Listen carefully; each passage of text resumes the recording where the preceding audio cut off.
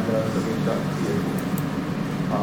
We'll start with a very short note from Lisa, followed by presentations from Sudhir and Salim. Post that, we can take Q&A. With that, I'll not take much time and I'll hand it over to Lisa. I just wanted to say a big welcome to everyone to our office. I think it's been a long time since we had this in person, and we're very excited to have you here. It's always nicer to have analysts when the quarter has gone well. So big welcome. I just wanted to take 2 minutes of your time. And we're always talking about the quarter and what's happened recently, and a lot has happened for us in the last couple of weeks recently.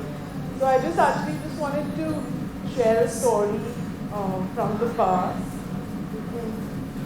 So this is a WhatsApp message between Sudhir's wife and me, and this is in almost 2 years ago. And I'd invited Sudhir and his wife over for dinner. This was before Sudhir joined. I don't know if you all do this when you join new firms, but normally senior people who are joining, to convince them, we also have to meet their partners to make sure that they know that we're not the devil. So we've had a dinner, and this is a sort of bag similar to one of these bags that I sent to her the next day. And this bag is really on the conversation. And when consumer people get together, you won't believe what we talk about. Correct? We talk about products, we talk about consumers. I mean, was it yesterday or day before I was having a chat with Sudhir, and he was telling me about a new product he had a bath with, and how the product worked very well when he was not sweaty. But then he went and played tennis and he was very sweaty and the lather was not enough. Just a note to you, we're not having this discussion with Kama Sutra, but soap is okay. I can do soap. But so this actually, so she's the first time I'm meeting her. Keki's an amazing consumer market research person. She still works for that other amazing FMCG company. Can't seem to get them all over, but we got one partner over. And I was telling her about the Goodnight story, and then we had another discussion. So I'll tell you both those stories that we talked about. So we can just go to the next slide. And I'm making a pitch a little bit of why M&A is good, but I think this story I just wanted to share because sometimes our perspectives from the past can also give you some thoughts for the future. And this is a story that we're very proud of. And I don't know how many of you know this. And I have actually heard this story from Keki Dali, from Uday Kota and Pinky Banga. Being like, young kid, you know how awesome your dad was. I hope someday, maybe when I'm 80, someone will sit my child down and say, my mother didn't screw everything up. But so in 1994, actually, that other FMCG company, HUL, Hindustan Unilever, was trying to buy the Goodnight brand, and lucky for us, things get stuck in London. And Uday Kota is the banker on the deal. Keki Dali is doing the deal. That's why I've heard this story from both sides. And they come to my father, Uday comes to my father, Godrej. Says, Mohan, the owner of this business, wants to go into the movie business. So we can talk about that separately, but he wants to go into the movie business and he wants this money. And he wants it quickly. And you have 1 week. This is now in London, So, and I was in boarding school at that time, and I remember going for a walk outside my house. I still remember, my father was very passionate about this killing mosquitoes. And that age, it didn't sound that cool, but I'm glad he didn't go by my emotions on that. And so, no time to do due diligence. So what does he do? He tells Uday, you buy 10% of the business, you're the banker, and the CEO at the time, he says, you buy 5% of the business, I'll loan you the money. So that is due diligence. A year later, they flip this business ventures at one point now, you know, we prefer not to now, but we sell the 51% stake to Sierra Leone, and we have a joint venture with Sierra Leone for many years, and Godrej really develops this category. We have management control, but this business has nothing to do with GCPL. Even the shareholding is completely separate.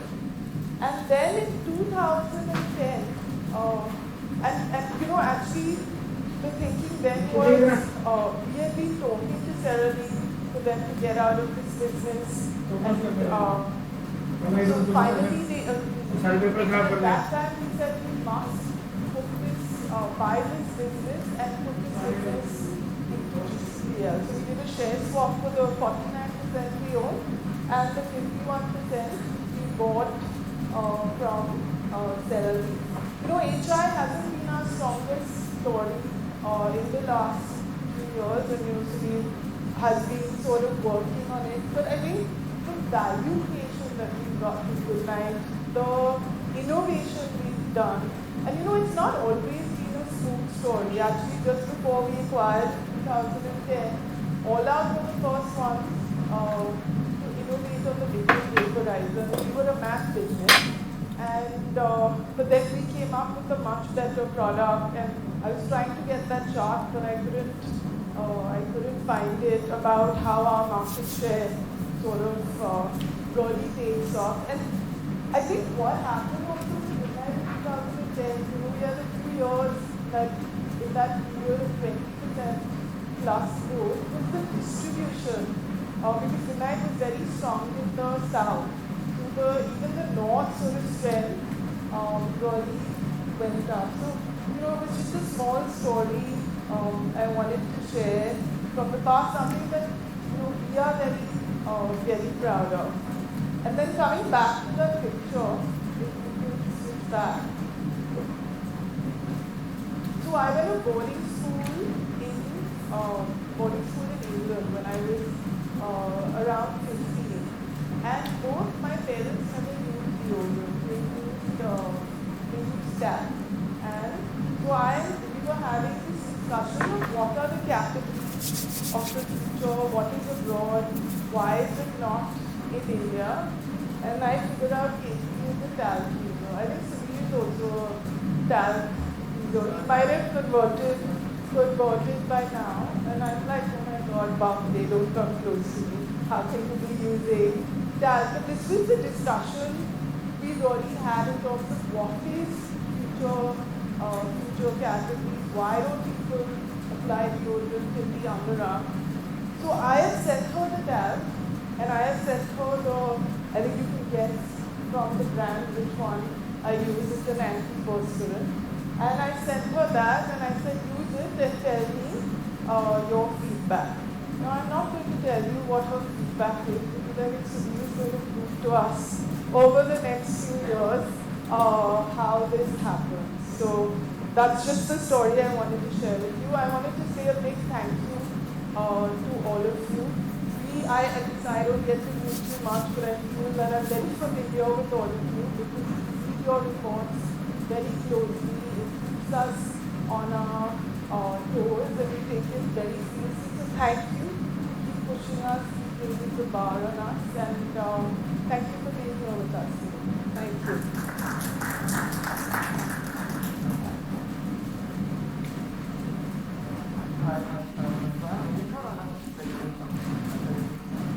Very warm welcome to all of you. It's very nice to have a physical analyst meeting after the 4 or 5 years. We've been all in touch through calls.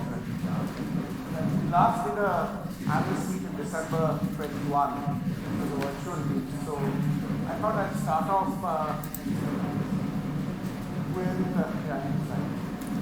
I'd start off with a chart that we had put up in December 21, and I don't want to I just see that chart. I hope for many years to come, which is we said our aspiration, slightly different from target, but this is aspiration, was double-digit volume growth. Because our own belief is that once the engine of volume growth kicks and providing gross margins are good, as some people talking about double H's of business, which is high gross margins, and then you get volume growth, everything kind of increases. And we said our strategy was category development, which required a lot of investments. And we said we have to fund the category development by simplifying our organization. There are a lot of costs consumers don't see in our organization. We've got to remove that and put that back into what consumers see. This is what roughly was the key chart of December 21. And I said, what does it mean in the short term? And round about Jan 22 to cover plans or an AOP for FY23. Yeah, that strategy led to a plan for FY23, and I'm going to talk a little bit about FY23. What we said is, we were even prior to what happened in Feb 22, we were on a pretty high inflationary wicket. We said, let's get this business back to at least moderate volume growth, reasonable price growth. We, at that time itself, thought that there would be 5-6% price growth. Good GM improvement, because while prices were high, they had one round of stabilization by Jan 22. So we said, good GM, but increase our investments and get moderate EBITDA growth. This is what we had set for ourselves as a target for FY23 in Jan 22. And then in Feb 22, the Ukraine crisis happened. The truth is, it was a black swan event. Black swan event is not just volatility, it's also you don't know how to respond to it. So a major war has not been seen for a long time, and the impact on commodities, how long it would last. Certainly the impact of it lasted in terms of costs, primarily in terms of palm oil costs, but also shipping costs, and lots of disruptions for 6-7 months. Some of us at that time thought this was a 3-day war. We didn't know the cost. So in any case, it was, I would say, in a classic sense, a black swan event.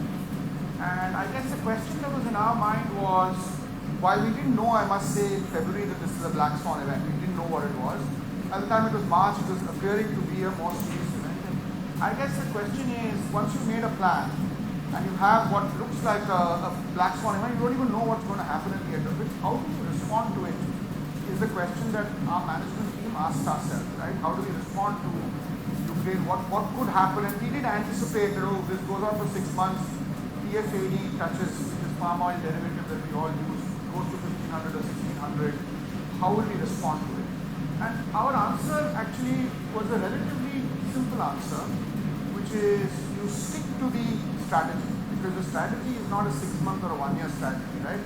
Category development for us is frankly a 20-year strategy, or probably 20-year strategy. But I said, one of the things we said is that when you have high volatility, what I've learned in various volatility and various crises is, you have to relook at the metrics, because often businesses run with the lens of metrics, not with the lens of strategy. You have to run with the lens of strategy, not the lens of metrics, and it has consequences in terms of, many things. So what we did was, I think interestingly, and all of you will recognize that in a year of hyperinflation, we increased our investments in India and in Africa and physical distribution significantly. 40% increase was what we put into India. We took very, very hard calls on simplifying the business. Again, it was when you simplify a business, and I've only taken one dimension of simplification of business, which is inventory. But there are many dimensions of simplification of business. It could be NPDs, it could be people, etc., etc. So everywhere we said, simplification in a time of volatility has consequences, because when you reduce inventory, for example, in channel like we did in Indonesia, or some of you may ask me, and I'll give you a texture of the India results, standalone results this quarter versus branded. When you take it on channel inventory, it has an immediate impact on volume growth, right? So we said, this is what we committed to simplify our business. We'll continue doing it. But I think the metric that mentally we changed was, we said it's going to be very difficult to get margins with this kind of cost. We can't price for this kind of cost, because we knew whether it's 2 months or 6 months, costs have to come down. These are unnatural costs. Similarly, when you double the price of oil, and even to cover some of the costs, you take up prices by 20-25%. From experience, we know that volumes shrink, right? So volumes is strategy, but we said, okay, for the time being, what we will do in crisis, and I'm not specifically dealt with a Ukraine-like crisis, but we've dealt with various crises in the past, COVID, 2008 we had a big crisis, which is to focus on cash. So we said, let's get the metric of focus back onto cash. And certainly one of the things that FY23, looks good in terms of Q4, but actually it's been in the making for 3-4 quarters, which is it has been a record year for us in terms of operating cash. It's been a breakout year. So GCPL has roughly been in operating cash 1,700 crore kind of range for 4-5 years. Some years better, some years worse. And this year we delivered 2,150 crores of cash. So we stuck to strategy, but changed the metrics of success in the short term to protecting and preserving of cash. So I guess that was the really the year in summary. I think the good thing is, next chart please. I think the next thing is that having now done this, we said, okay, things had to progressively get better. So Q1 and Q2 were terrible, certainly optically in terms of volumes, margins, etc., better in terms of cash. And I do think that our performance has got progressively better. Q3 was better than H1, Q4 is better than Q3. I think Q4 has been a little bit of an exception in the India business. I don't know whether it will sustain. This has been a really good year. I think, for example, if you take India branded is about 95% of India standalone. And one of the things we did in India standalone results are slightly worse than this, even though they're only 5%. For example, in Q4 we stopped any invoicing to Nepal because we felt that Nepal was sitting on way too much inventory and way too much accounts receivable. So when you just stop sales, I said, okay, stop sales in Q4. We've got enough stock for Q4. We'll come back in Q1. So that has a consequence in terms of volume growth and etc. It doesn't have any consequence in terms of cash. In fact, it's cash better because you're taking our receivables back. But if you take our India branded business, which is the core of this company in some ways, we had 16% value growth spread over both home care and personal care. Household insecticide had a good quarter, albeit I must say, I think part of it is, I'm saying, some green shoots, but part of it is last year same quarter was a little poor in terms of seasonality. This quarter probably a little better in terms of seasonality. So there's a combination of two. I won't call this a victory yet, but good signs. I think what was really heartening was that this came largely from volume growth. So 13% underlying volume growth. Some of our categories like hair color and air care have had explosive growth. And profitability increase despite 50% increase in working media. We don't share it in our report, but we look at working media, which is a component of ATL, which is what consumers see. The ATL has some things which, like advertising fees or production costs, that consumers don't see. So gross margins in India went back to 56%, which are historic numbers. EBITDA margins have gone to 27%, and we actually feel in the business of soaps, we are actually being aggressive in terms of price drops. So we do not feel that this has come at the cost, and volume growth are a good testament to that, right? So it's not come because we have priced up more than what we should. So certainly India performance in Q4 we feel is good and a bit of an outlier, certainly from our own past. But even Indonesia, we now feel much, much more confident. Indonesia grew overall last quarter at 8%. If you remove the hygiene business, it was 11%. The EBITDA margin, which was a slight worry to a lot of analysts, where it had come below 20%, has come back to 21.5%, and we will progressively take it up because that portfolio again deserves pretty high margins. Africa had a slightly slower growth than it's been having for the last several quarters. It was largely on account of demonetization in Nigeria, which basically wiped out February and half of March for us. I don't think it's longer term. So I think a good Q4 and a progressively good Q4 driven by some of the decisions we actually took in Q1.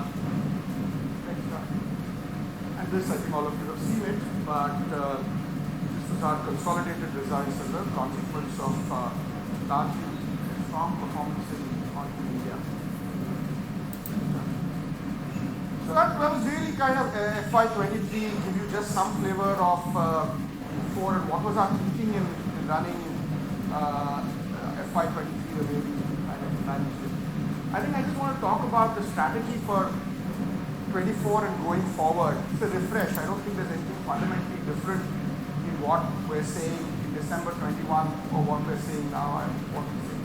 But I think the real truth, and I think a lot of how we're thinking about life comes, I think this is a really interesting chart, which is the markets that we operate in are at the cusp of explosive HPC growth.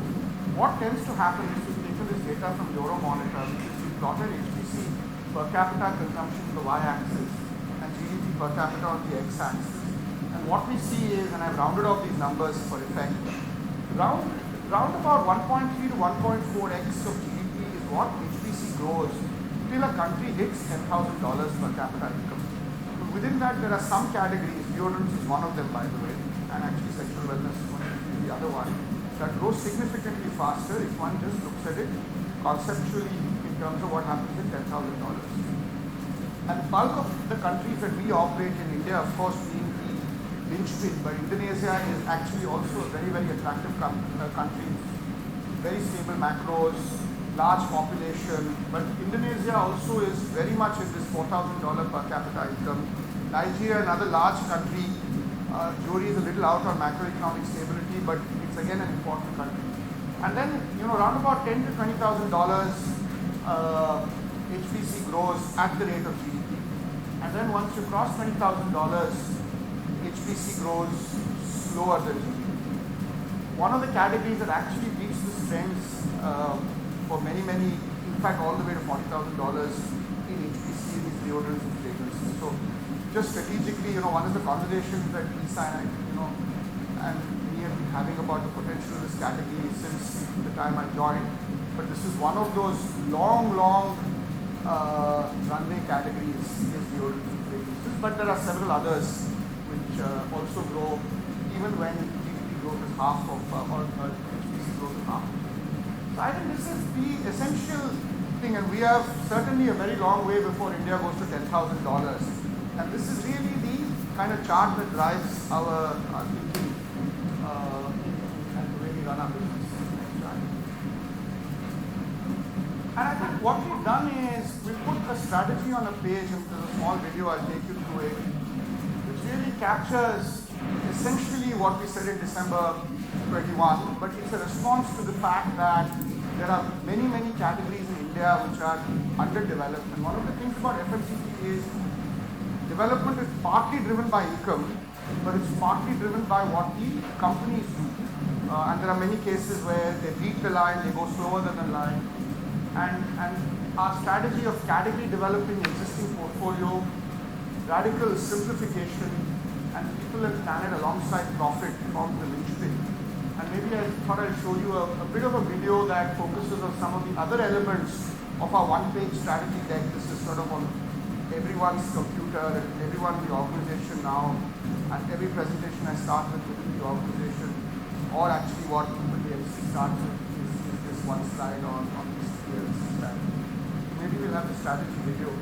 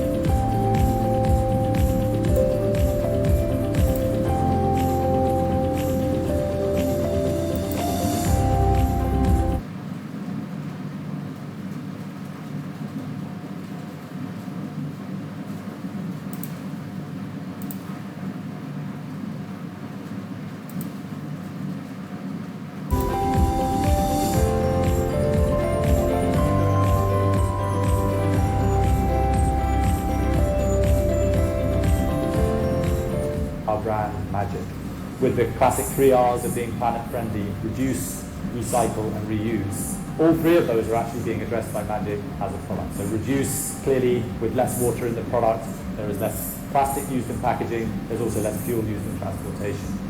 In terms of recycling, we're increasingly using recyclable plastic in the packaging. And when it comes to reuse, the very concept of the product is that consumers reuse the bottles that they already have in their home, rather than every time they purchase the products buying another plastic bottle.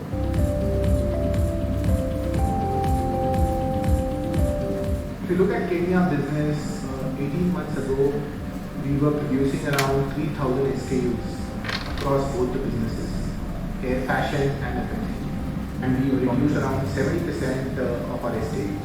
One of the key to success for the Godrej Argentina turnaround was to put the consumer at the center of everything we do, bringing new benefits into the category. Some good examples on that are the recent launch of Colorflex, a tier 1 hair color product that is inspiring the professional side and technology and has achieved 7% market share in just a few months. A really good example of this is good nights. So our insight is that a baby's sleep is incredibly precious. The new parents, they obsess over sleep, and a mosquito can absolutely ruin a baby's sleep and cause havoc. The good news is that good night can protect a baby's sleep. So with a one script in hand, Chirag, who works on in our equity team, set about filming 3 different adverts. One script, 3 different adverts for 3 different countries, 3 different casts, 3 slightly different sets, but all based on one insight. We also tested them and put them through what we call Link, which is consumers giving us blind feedback on our adverts. And they all came back, whether they were watching the ad in Nigeria, Indonesia, or in India. The feedback was the same. It resonated with them incredibly well and was compelling. One case in point which is live in Indonesia is how over a period of time our trade partners top level have gone above a desired norm.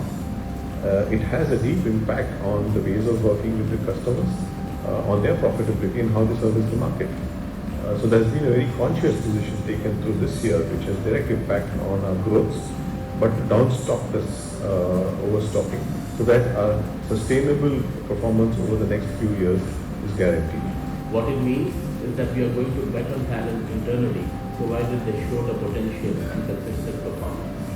What it also means that when we go outside, we will look for talent with potential, who brings diverse thoughts, diverse backgrounds, diverse experiences to our workplace. And there are examples of both. In my team, Vandana, who was leading communication design, over the last few months have taken up talent management and leadership development. Rob, who started his career in strategy, moved to e-commerce and now is heading global categories. Recently we have launched NEO, which is a lateral recruitment program where we are asking for resumes of people from different backgrounds and we are promising to train them in the FMCG world.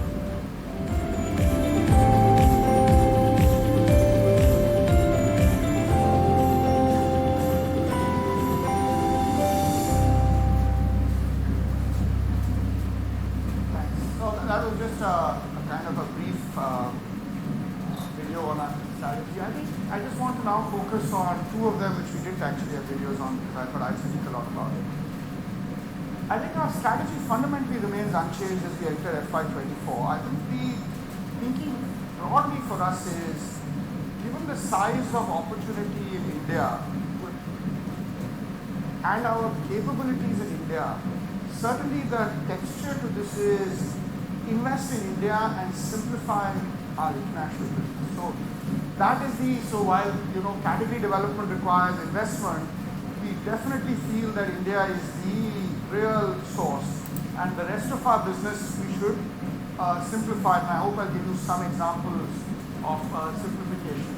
And to continue putting people and planet, both these are Godrej values well beyond TCPL, and continue to focus on people and planet alongside profits. So let me first talk a little bit about category development, what we did in FY23, and a little bit of what we do in FY24. I think the first thing on category development is driving relevance, which is people need to know why they should adopt a category, because it's very different from market share winning, which you're better than somebody else. You're not actually marketing the brand, you're marketing the category. One of the categories we've had a lot of success in, it's a category that actually we didn't aim for it, but as a consequence we've taken market share and really grown penetration of this category, was in air care.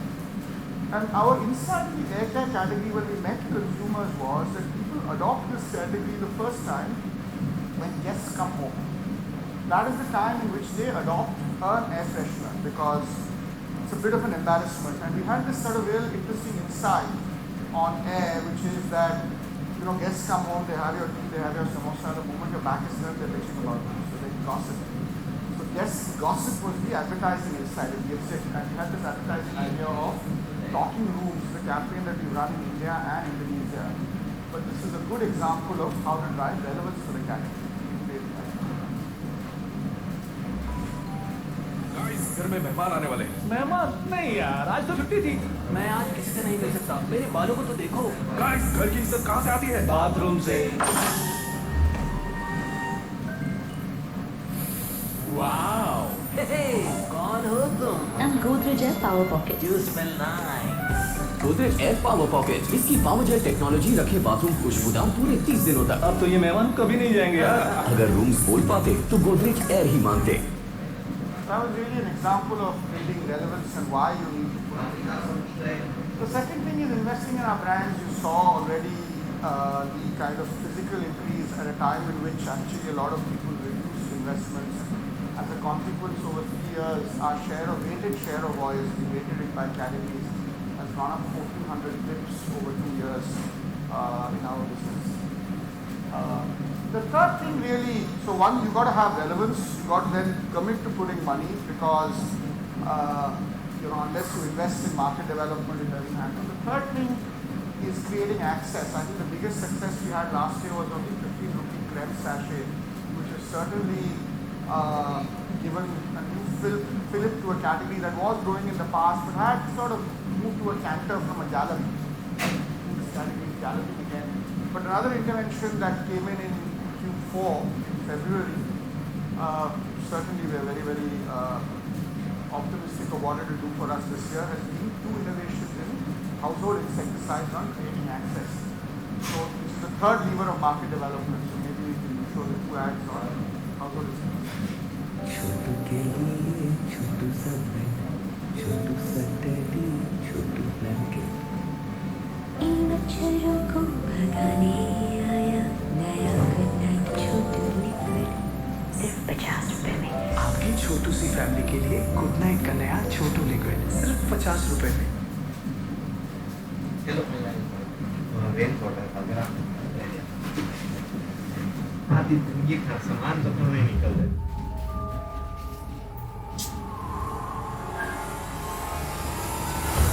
सिर्फ 50 रुपए में नया काला hit बिना gas के।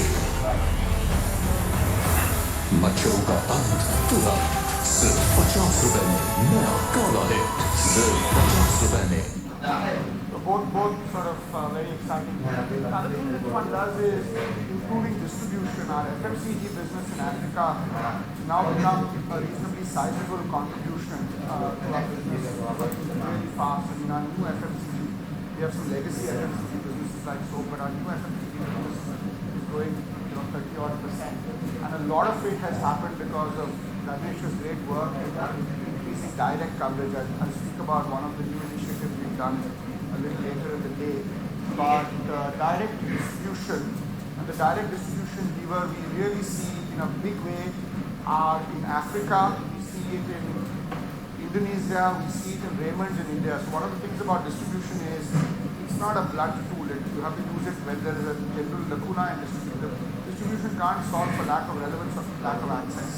But if you have relevance and access, distribution certainly gets you explosive growth as it has done in Africa for us.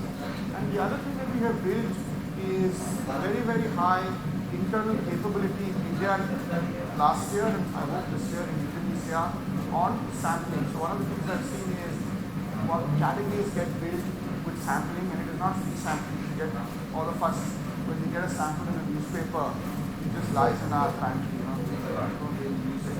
So sampling has to be educated. So this is home to home, people going. So last year we sampled 3 million households, which means we typically have to go to 10 million households. This year we plan to sample 6 million. Indonesia we plan to sample 3 million. So that requires a full army, a full team of guys dedicated, because there can be a lot of leaks in this into the market, controls, back checking, it needs a lot of work.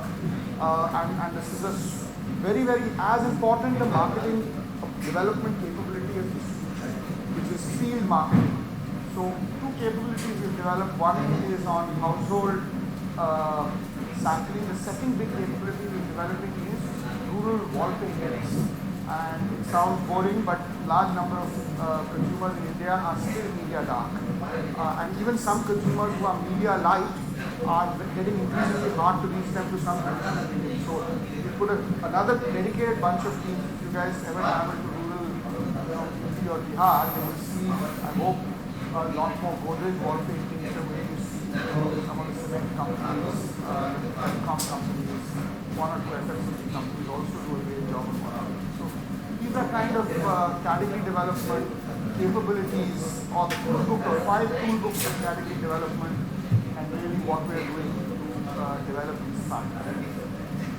I think those are the 5 tools of capability development, of category development. There are 2 capabilities. One of the capabilities is a company like us needs to have a really world-class market development cell. Guys who are really top of the line working on it, and and international quality. So I think Tom already spoke about it, but it's probably worth showing this communication, because it tells you that the same relevance insight, which is the insight on Goodnight, has been that mums are afraid of mosquitoes disturbing children's sleep, but they're also afraid of the safety of coils. And Goodnight was really born with this insight of something on Goodnight dose, to sleep really well with babies. It's a universal relevance insight. And what we did, which was unheard of for a company like us, was to test the same creative across 3 different markets. And all 3 markets, it is both tested and working really well. Maybe we can show all this.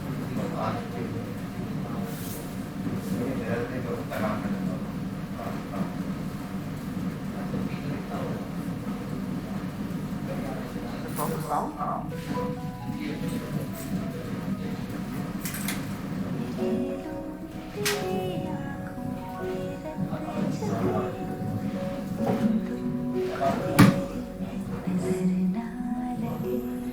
मच्छर भगाए बिना धुआं फैलाए ताकि नींदों को नजर ना लगे। Good night liquid.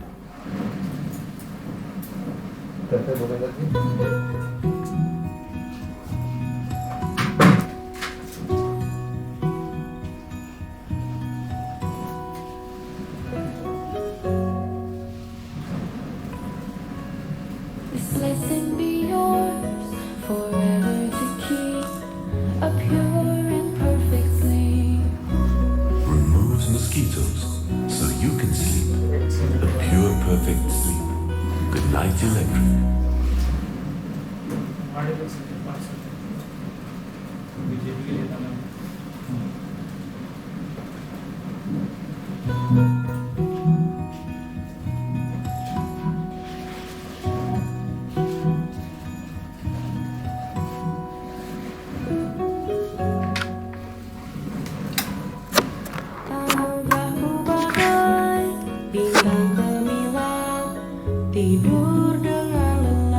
Jangan biarkan nyamuk dan asap mengganggu kenyamanan dan tidur lelapnya. Hit Goodnight Electric, alat dan refill hanya Rp20.000. That sort of gives you a sense of, just go back to the slide. It gives you a sense of one of some capabilities which are high value, deep understanding capabilities which are global. We need to try to centralize. But equally, the other thing, which is the yang of the capability, the yin is sort of centralizing these high-value, insight-led capabilities, high-quality talent, is to have a lighter global market structure. So forget about new markets, even in existing markets, what we've now created something called Godrej International, which is consolidated a lot of our small country operations across the world, some of whom were flagged, some of whom were actually distributor model, and consolidating it across the world.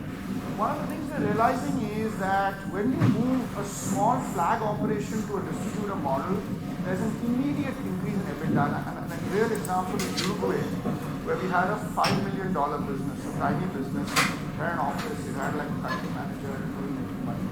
The moment we moved it to a distributor model, running under Godrej International, it's moved to a 30% EBITDA business. And it's basically a hair color business. 30% EBITDA is not unheard of in hair color.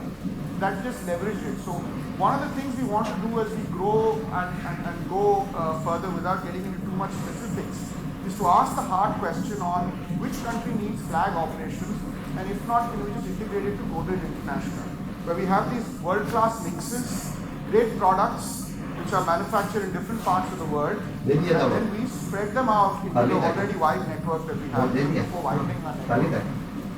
So that's really the second part of global capabilities. So centralized R&D, centralized product development, marketing, and have a light global operation that distributes our products.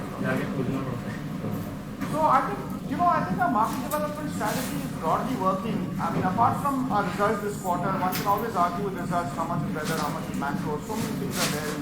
How much is base, some of it is base. Although this is the chart that Nielsen released. I think some of you may have seen Nielsen's Q4 results. This is one of the charts that they showed us. A really interesting chart, which is non-food growth in volume across 4 quarters. So Q1 it was Jan, Feb, March of 22 calendar year was minus 10%, and broadly non-food, which is 90% HPC, has come back to flat volume growth. They have classified HPC or non-food into 4 different categories, which is essential PC, essential home care, other PC, and other home care. We have a presence in essential PC in toilets, but we are not the drivers of that category. We have a very minor presence in essential AC in toilets. We have a relatively minor presence in essential PC, other PC, which is hair color. But we have a pretty major presence in other home care, which are 3 categories: mosquito repellents, batteries, home insecticides. So our reckoning is we must have 35-40% share of what Nielsen calls other home care. And what we see is the other home care trajectory has been significantly better than overall trajectory, starting off at the same place. So starting off at about minus 10%, which was Q1, then it was minus 6.4, this went to minus 3.7, 4.2, then it was minus 4.8. But this quarter, this category is having, this subsection has had a inflection point, which is now 9% volume growth according to Nielsen. And for us in market development, this is only a swallow, so I don't think we should take this only one quarter, but this is the kind of results that we want to see, which is growth that is decoupled from macro growth. If macro growth is there, good, we'll get the tailwinds. But if macro growth is not there, because if 0.2% volume growth is still not good macro growth for but 9% volume growth certainly for categories that we are driving in. So this is the kind of chart that we would like to see more of. I think it's only 1 or 2 quarters where we have outperformed, or our set of categories have outperformed.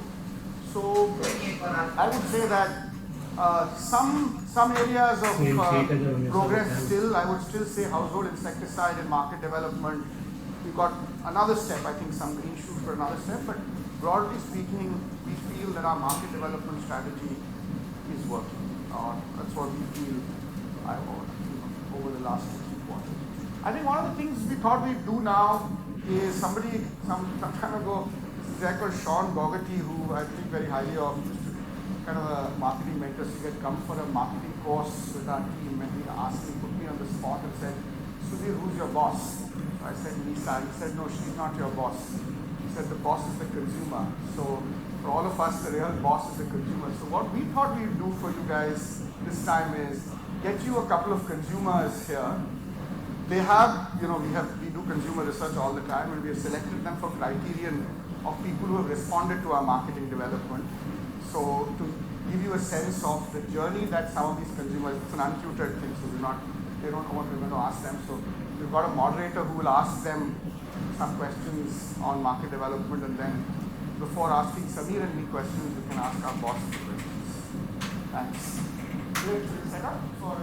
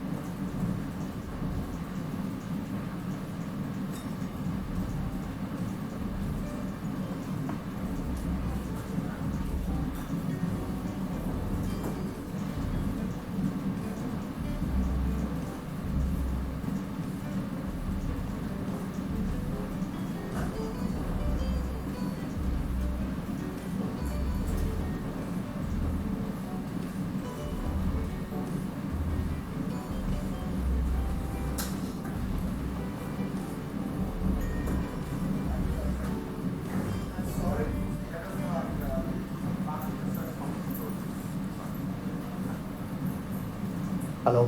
Hi everyone. So we've got a few people over here. I don't like to call them consumers. I like to call them people because they could be using our brands, not using our brands. Our job is to finally convert them to like what Godrej has to offer to them. So we're going to hear stories from them and we'll see how we can impact or influence their life.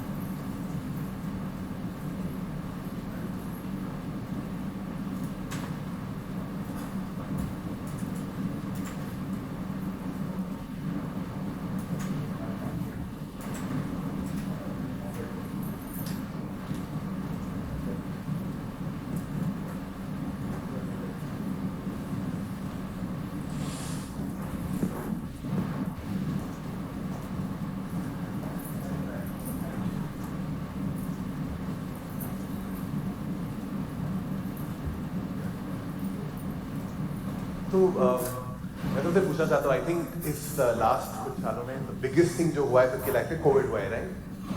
तो हम लोग इसके बारे में बात करते हैं। पहले वाई डोंट आप लोग सब मेरे को अपने बारे में बताइए। आई नो हम लोग पहले बात कर चुके हैं फिर भी, लेकिन आप मैम अपने बारे में हम किधर आए? नासिक से। सास ससुर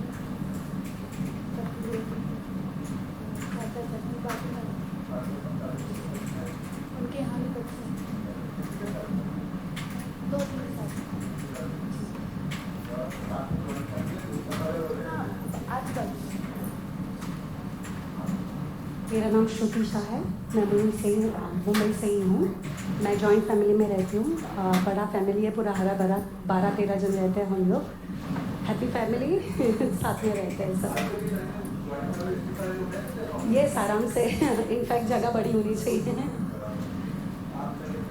मेरा नाम दर्शना है। मैं भी जॉइंट फैमिली से हूँ और गुजराती लैंग्वेज बिलोंग करती हूँ, जैन हूँ। और मेरे घर पे भी 8-10 जन हैं लोग भी। मैं घाटकोपर में ही रहती हूँ। हाँ यहाँ से 15 मिनट। तो मैं भी जॉइंट फैमिली में रहती हूँ। मेरे हस्बैंड और सास ससुर baby Nashik. Hi, my name is Ramesh, same Gorega, joint family, engineer. It's in MIDC and Delhi. what was it? ये पैंडेमिक आ रहा है, मैं भी घर पे रहना पड़ेगा, तो उसमें तो क्या होगा? Sorry, तो मैं जब सबसे पूछा था कि बेसिकली जब लॉकडाउन अनाउंस हुआ, जब पता चला कि घर पे रहना पड़ेगा सबको, तब सबके माइंड में क्या चला वो टाइम? हाँ तो मतलब मेरे हस्बैंड की दुकान भाईनगर में, यहाँ से मतलब काफ़ी 2 आवर्स होते जाने के लिए। तो पहले तो वही टेंशन आ गया था क्योंकि ट्रेन भी बंद थी, तो सफ़र कैसा मतलब ट्रैवलिंग कैसे करना पड़ता है। तो वो पूरा मतलब हम लोग पूरे टेंशन में थे क्योंकि जॉब भी मतलब उधर लंबा जाना था, पेमेंट वगैरह कुछ नहीं था। और इतने जॉइंट फैमिली में रहते थे हम लोग, बच्चे लोग भी करते थे, उनका भी एग्ज़ाम वगैरह मतलब पोस्टपोन हो गया था। तो बहुत टेंशन हो गया था कि वो 1 मंथ कैसे, मतलब तभी तो ऐसे 15-20 दिन का बोला था, लेकिन पूरा 1 मंथ हो गया था। तो बहुत मतलब इतना आंसू निकल गए थे जैसे मतलब कि वो 1 मंथ कैसे निकाले हम लोग। और आप लोग तो जब जॉइंट में रहते तो अपने लिए टाइम मिलता था आपको? वो तो बहुत टाइम मिलता था। कभी कभी वो झगड़ा वगड़ा भी हो जाता है, काम वाली पाई नहीं थी, सब खुद से करना पड़ता था। तो ऐसे टाइम मिल जाता था, लेकिन जो बोलते हैं ना कि वो पैसे की वजह से बहुत मतलब प्रॉब्लम हो गया। राइट। जी आप बताइए, नासिक में जब लॉकडाउन हुआ था तब कैसे था सिचुएशन, तब कैसे लगा? तो क्या होगा यही सोचने में आ रहा है कि कैसे होगा, क्योंकि दिन बढ़ते ही जा रहे थे लॉकडाउन के और बंद ही रह रहा था वो। और आपके बच्चे क्या करते हैं, काम काज करते हैं? शॉप है। तो वो टेंशन था कि अब कब खुलेगा, कब ऑन होगा सब। राइट। रमेश आप बताइए, लॉकडाउन आपके लिए कैसा रहा और कैसे जब लॉकडाउन अनाउंस हुआ तो क्या फील होने लगा? मुझे तो पहले से हैबिट था बाहर, काइंड ऑफ एक्सट्रोवर्टेड था मैं पहले से। So then all of a sudden slowly they level wise they started to shut down. तो वो फिर मैंने होप्स ही छोड़ दिया कि अभी ऑफिस जाने को नहीं मिलेगा। एंड आई वाज घर पे बैठे बैठे I am not used to it, बैठने के लिए मन नहीं करता है। तो so you know you start to think, तो वो ख्यालात आते हैं मन में, you start to gain weight फिर लाइफस्टाइल टोटली चेंज हो गया था. It was like I am in cage. Yes. तो उस सब थिंकिंग का असर आपने कहा कि आप एक्सट्रोवर्ट है, थोड़ा बताएंगे. आई लव टू ट्रैवल और काइंड ऑफ एक्सट्रोवर्टेड पर्सन. तो friends बाहर का circle खाना में पसंद है, फूडी.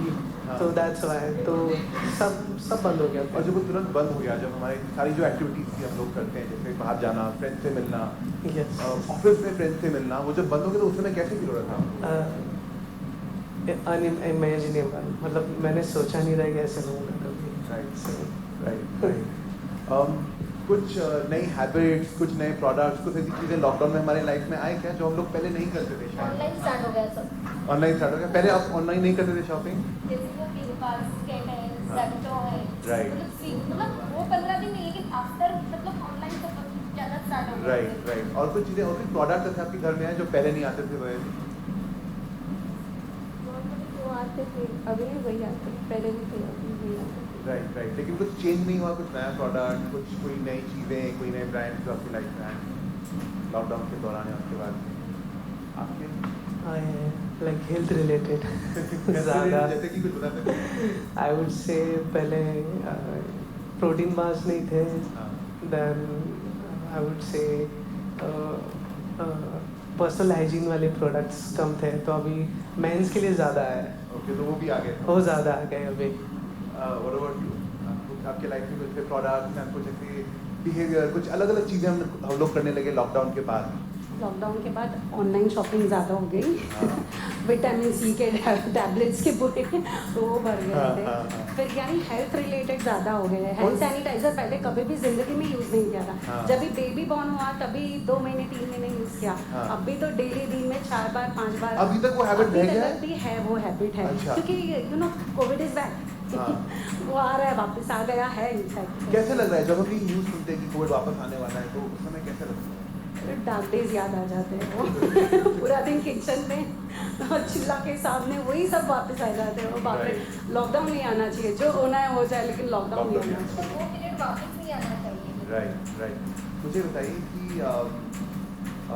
आपके बारे में बताइए. जैसे आपने कहा कि आप जॉब करते हैं, you travel from Goregaon to MIT. So how do you travel? How do you commute? It's mostly right now तो अभी मेट्रो आ गई है. पहले तो बस से था. बस से नहीं था. कैसे लगता है वो कम्यूट करना हर रोज का? हेक्टिक लगता है.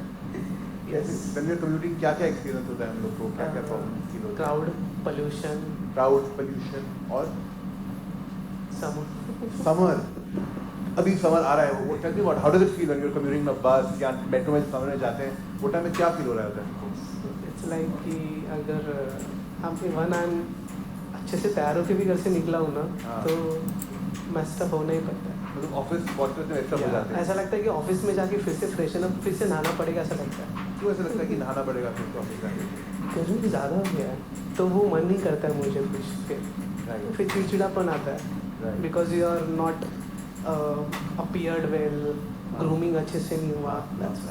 गोरेज जी, आप बताइए, आपके घर पे थोड़ा सा घर की सिचुएशन करते हैं. आप निकिता जी और गोरेज जी, नासिक में जो सिचुएशन है घर की, जहाँ पे आप रहते हैं, घर के आसपास की सिचुएशन वो कैसी है?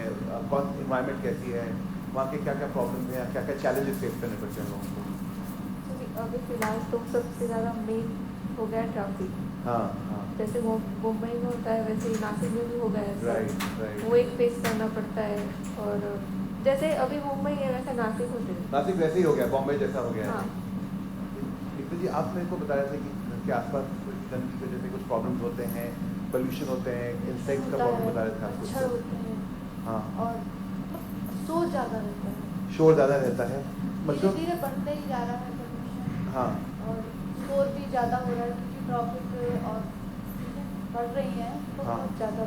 मच्छरों के बारे में क्या बता रहे थे आप कि वहाँ पे आप कुछ रेफर कर रहे थे कि घर के आसपास वो ड्रेनेज वगैरह की वजह से और सब मच्छर का प्रॉब्लम, तो उसके बारे में बता सकते हैं कैसा है? मच्छर का प्रॉब्लम होता है.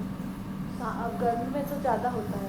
गर्मी में ज़्यादा हो रहा है? गर्मी में होता है. किस समय ज़्यादा फील होता है मच्छर आपको? शाम के समय. कितने बजे लगभग? मतलब धूप खत्म हुई और फिर मच्छर का शुरू हो जाता है. और फिर चलता रहता है कि वो फिर मतलब थोड़ा रात तक 8-9 बजे तक तो रहते ही. फिर उसके बाद थोड़ा सा उसकी वजह से कैसे लगता है जब देखते हैं आसपास बहुत सारे मच्छर हैं? मच्छर है तो ये लगता है कि अब मतलब बीमारी फिर वो मच्छर काटेंगे, बीमार होंगे। बीमार मतलब मच्छरों के कारण कैसी कौन सी बीमारी का डर लगता है? जैसे पूरे टाइम आसपास होने लगते हैं, खाना पीना हमको बनाना होता है, तो सब पैक करके रखना पड़ता है मच्छरों के कारण। राइट, सब पैक करके रखना हाँ। पड़ता है। जब भी खिड़कियाँ दरवाजे बंद करते पता हैं है कि सब अच्छे से पैक है या नहीं, मच्छर तो नहीं गिर जाएंगे। Right right right. आप मेरे को थोड़ा सा बताइए, आप कुछ बता रहे थे कि अभी कि आप शिफ्ट हुए हैं या कुछ ऐसा, थोड़ा बताएंगे इसके बारे में? यानी हम लोग का बिल्डिंग रीडेवलपमेंट में गया हुआ है, तो हम लोग के पुराने फ्लैट में शिफ्ट हो गए। हाँ। तो वो थोड़ा कॉस्मोपॉलिटन है, यानी मिक्स है, यानी हम लोग प्योर जैन हैं, तो we don't eat eggs and all that. हाँ। तो हम लोग को थोड़ी स्मेल आती है, स्मेल मतलब और नॉनवेज की स्मेल आती है। बिल्डिंग में तो कोई भी बना सकते हैं, मैं नहीं खाती हूँ, कोई दूसरे को थोड़ी ना। हाँ हाँ हाँ हाँ हाँ। तो वो लोग, तो हम लोग को थोड़ा स्मेल आता है, तो उसकी वजह से घर पे कैसे लगता है वो टाइम पे? क्लोजिंग द डोर्स, यानी परफ्यूम डालने का मन होता है, फ्रेशनर डालने का मन होता है, तो वैसे थोड़ा तकलीफ होता है वो टाइम पे। Okay okay. और आप थोड़ा सा अपनी लाइफ के बारे में बताइए कि आप कुछ बता सकते हैं आजकल की टाइम में जैसे कुछ करना है, उठना बैठना है, हमें सोसाइटी में रहना है, तो क्या क्या चीज़ों का ध्यान रखना पड़ता है? हाँ, सेल्फ कॉन्फिडेंट होना चाहिए। जैसे मैं पार्ट टाइम जॉब भी करती हूँ, तो अपनी आप को भी मतलब अपडेट करना पड़ता है। हाँ, तो वो हिसाब से मैं क्या जॉब करते हैं आप पार्ट टाइम? मैं ट्यूशन वगैरह लेती हूँ। ट्यूशन वगैरह लेते हैं? हाँ। आपने बताया अपडेट अपने आप को रखना पड़ता है, तो एक्सप्लेन करें कि अपडेट रखने का मतलब क्या होता है? और अपडेट मतलब नए नए प्रोडक्ट्स जैसे मार्केट में आते हैं तो भी यूज़ करते हैं। जैसे मैं पहले हेयर कलर के बारे में बोल सकती हूँ, या क्रीम लोशन कुछ भी मतलब। हाँ। तो जैसे पहले पुराने थे, मतलब पहले पॉन्ड्स वगैरह यूज़ करते थे, हाँ। पाउडर वगैरह, तो अभी वही फॉर्म में अभी ट्यूब आ गई है, हाँ। लोशन आ गया है। हाँ। कलर में भी पहले पाउडर फॉर्म था, अभी वो आ गया है, क्रीम फॉर्म आ गया हाँ, है। हाँ, हाँ। तो वैसे हिसाब से हम लोग अपडेट करते हैं। बट ये अपडेट करने से क्या होता है? क्यों ज़रूरी है अपने आप को अपडेट रखना? क्योंकि काम तो करते नहीं सारे प्रोडक्ट, अपडेट क्यों करते हैं अपने आप को? हाँ, मतलब वो एक तो बेनिफिट भी है, इंस्टेंट भी मिलता है और लुक भी अच्छा आता है, तो वो हिसाब से मतलब इंस्टेंट भी रहता है, तो वो हिसाब से। राइट। आपने अपडेट की बात की, मैं जानना चाहूँ कि हम लोग सब अपने लाइफ में बहुत सारे कुछ प्रोडक्ट यूज़ करते होंगे, बहुत सारे ब्रांड यूज़ करते होंगे। मैं रमेश जी से पूछना चाहूँगा, आपने कहा कि हम कम्यूट करके जब जाते हैं, फिर जाते हैं तो लगता है फिर से नहाना पड़ेगा, इतना गर्म हो गया तो एकदम मूड ऑफ हो जाता है। एंड ऑफिस के बाद सीधा घर जाते हैं कि ऑफिस के बाद भी कहीं बाहर जाना होता है? डिपेंड्स। ज़्यादा करके क्या होता है? तो इफ यूजुअली वर्कशॉप में भी काम रहता है, तो अगर वर्कशॉप के कुछ कलीग्स रहेंगे तो वो लेके जाते हैं। अच्छा, तो बाहर जाते हैं मतलब? या बट नॉट मच, बट थोड़ा टाइम जाते हैं, फ्राइडे या यू कैन से। और किसी का बर्थडे हो गया, एनिवर्सरी आ गया, राइट। तो तभी ऑफिस के बाहर भी घूमने जाते हैं फ्रेंड्स के साथ? हाँ जी, कॉलेज के फ्रेंड्स भी रहता है। कॉलेज के फ्रेंड्स भी होते हैं, ठीक है। तो मुझे बताइए कि जब हम जो अपने आप को से कम्यूट करते हैं, अपने आप को अपना सारा रिफ्रेश करने के लिए यूज़ करते हैं, तो क्या क्या प्रोडक्ट्स यूज़ करते हैं? अपने केयर वगैरह में क्या करते हैं? फेस वॉश, हाँ, जो अगर कैरी किया तो ठीक, नहीं तो प्रॉब्लम दिक्कत हो जाए। हाँ, that's all. फेस वॉश आप कैरी करते हैं, ऑफिस लेके जाते हैं? हाँ, ऑफिस में रखा रहता है वो। ओके। हाँ, तो ऑफिस जाकर के फेस वॉश करते हैं? फिर से, because it's all sweaty, messed up, और ऊपर से फेस के ऊपर पॉल्यूटेंट्स अलग से लगे हुए रहते हैं। एंड ऐसा लगता है कि नींद से उठ के आए। ओके। और अगर ऑफिस में हम लोग ऐसे दिखते हैं कि लगता है कि नींद से उठ के आए, तो क्या सोचेंगे लोग अपने बारे में? आज नहाया नहीं था। और जब लोग कमेंट पास करते हैं ऑफिस में, मैंने आज नहाया नहीं था क्या? यस। या लगता है कि बहुत दूर से आया है, तो फिर कैसा लगता है वो time? You look so lazy. Okay. How does it impact us? How do you feel जब हमें कोई ऐसे कमेंट मारता है कि यू लुक लेजी और you look like you just woke up, यहाँ पे कुछ? दिन की शुरुआत ही अच्छी नहीं होती है। Kind of impression, because I am a senior, so अगर जूनियर ऐसे बोल रहे हैं तो और जूनियर ही कमेंट मार देते हैं आजकल? आई एम फ्राइंड विद देम, तो होता ही रहता है, No, जो होती रहती है। So they have that relationship where they can pass these comments. Yes. We work like a team, so होता ही रहता है। Okay. डीओ की बात करते हैं, कौन सा डीओ यूज़ करते हैं? पाके यूज़ करते हैं। कब से यूज़ करते हैं? हो गया 3 साल होने को आया। तो आपको कुछ बता सकते हैं 3 साल पहले अगर हम लोग रिवाइंड करें थोड़ा सा, बता सकते हैं कि कैसे अपनी लाइफ में बाकी का कैसे यूज़ करने का क्या था किस समय? आई वुड से सेम थिंग, ऑफिस में ही था। हाँ, किसी ने लगाया था। हाँ, उसके कमेंट्स अच्छे आ रहे थे, specially from the girls. Okay, या सो आई थॉट कि ये तो क्या लगा, क्या एक्स वगैरह कुछ लगा के नहीं आना, दैट बिकॉज ऐड में वो सब दिखाते हैं। सो नो, जैसे इवन आई कमेंटेड पॉजिटिव। अच्छा स्मेल कैसा लगा स्मेल उस टाइम पे? It's positive, it's gentle, a bit of must, तो सूट्स विद द अपार, तो वो अच्छी बात थी। अच्छा, तो मैं भी बोला कि दे दे थोड़ा मुझे, मतलब अच्छा 2 दिन के लिए। आपने लेट मी ट्राई, क्योंकि किसी से कुछ अप्रिसिएशन नहीं आ रहा है, कमेंट अच्छा नहीं आ रहा है, पॉजिटिव। उसको गर्ल्स कमेंट कर रहे थे? या काइंड ऑफ था। Even some of the seniors और some of the colleagues were also you know impressed. Right, हाँ, you smell good, you look positive, you're smiling। हाँ हाँ, तो ऑल्दो उससे लगाया था, बट मैंने बोला कि 2 दिन के लिए मुझे दे दे। देन आई ट्राई, घर पे भी ट्राई किया। घर पे तो बोला कि अभी हमको क्या बता रहा है। पहली बार यूज़ किया उसको अपनी बॉडी पे, तभी कैसा लगा आपको? उसका फीलिंग कैसा लगा? It was something different from you. Okay, positive feel हुआ डेफिनेटली। उसके पहले क्या लगा? पहले इतना कुछ आइडिया नहीं था। नहीं, इतना कुछ आइडिया नहीं था इसके पहले, तो बिकॉज इतना कुछ अवेयरनेस नहीं था उसके बारे में, डीओ के बारे में। मतलब डीओ था, but they were not that, एक बेंच पार्क में नहीं थे मेरे।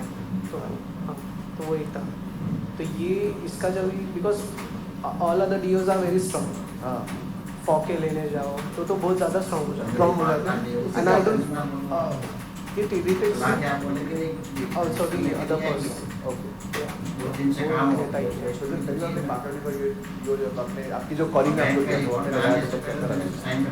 पहले दिन लगा, अब उसमें और घर पे भी भाई पूछा था किसका लगा क्या है, घर पे तो नहीं है। राइट, तो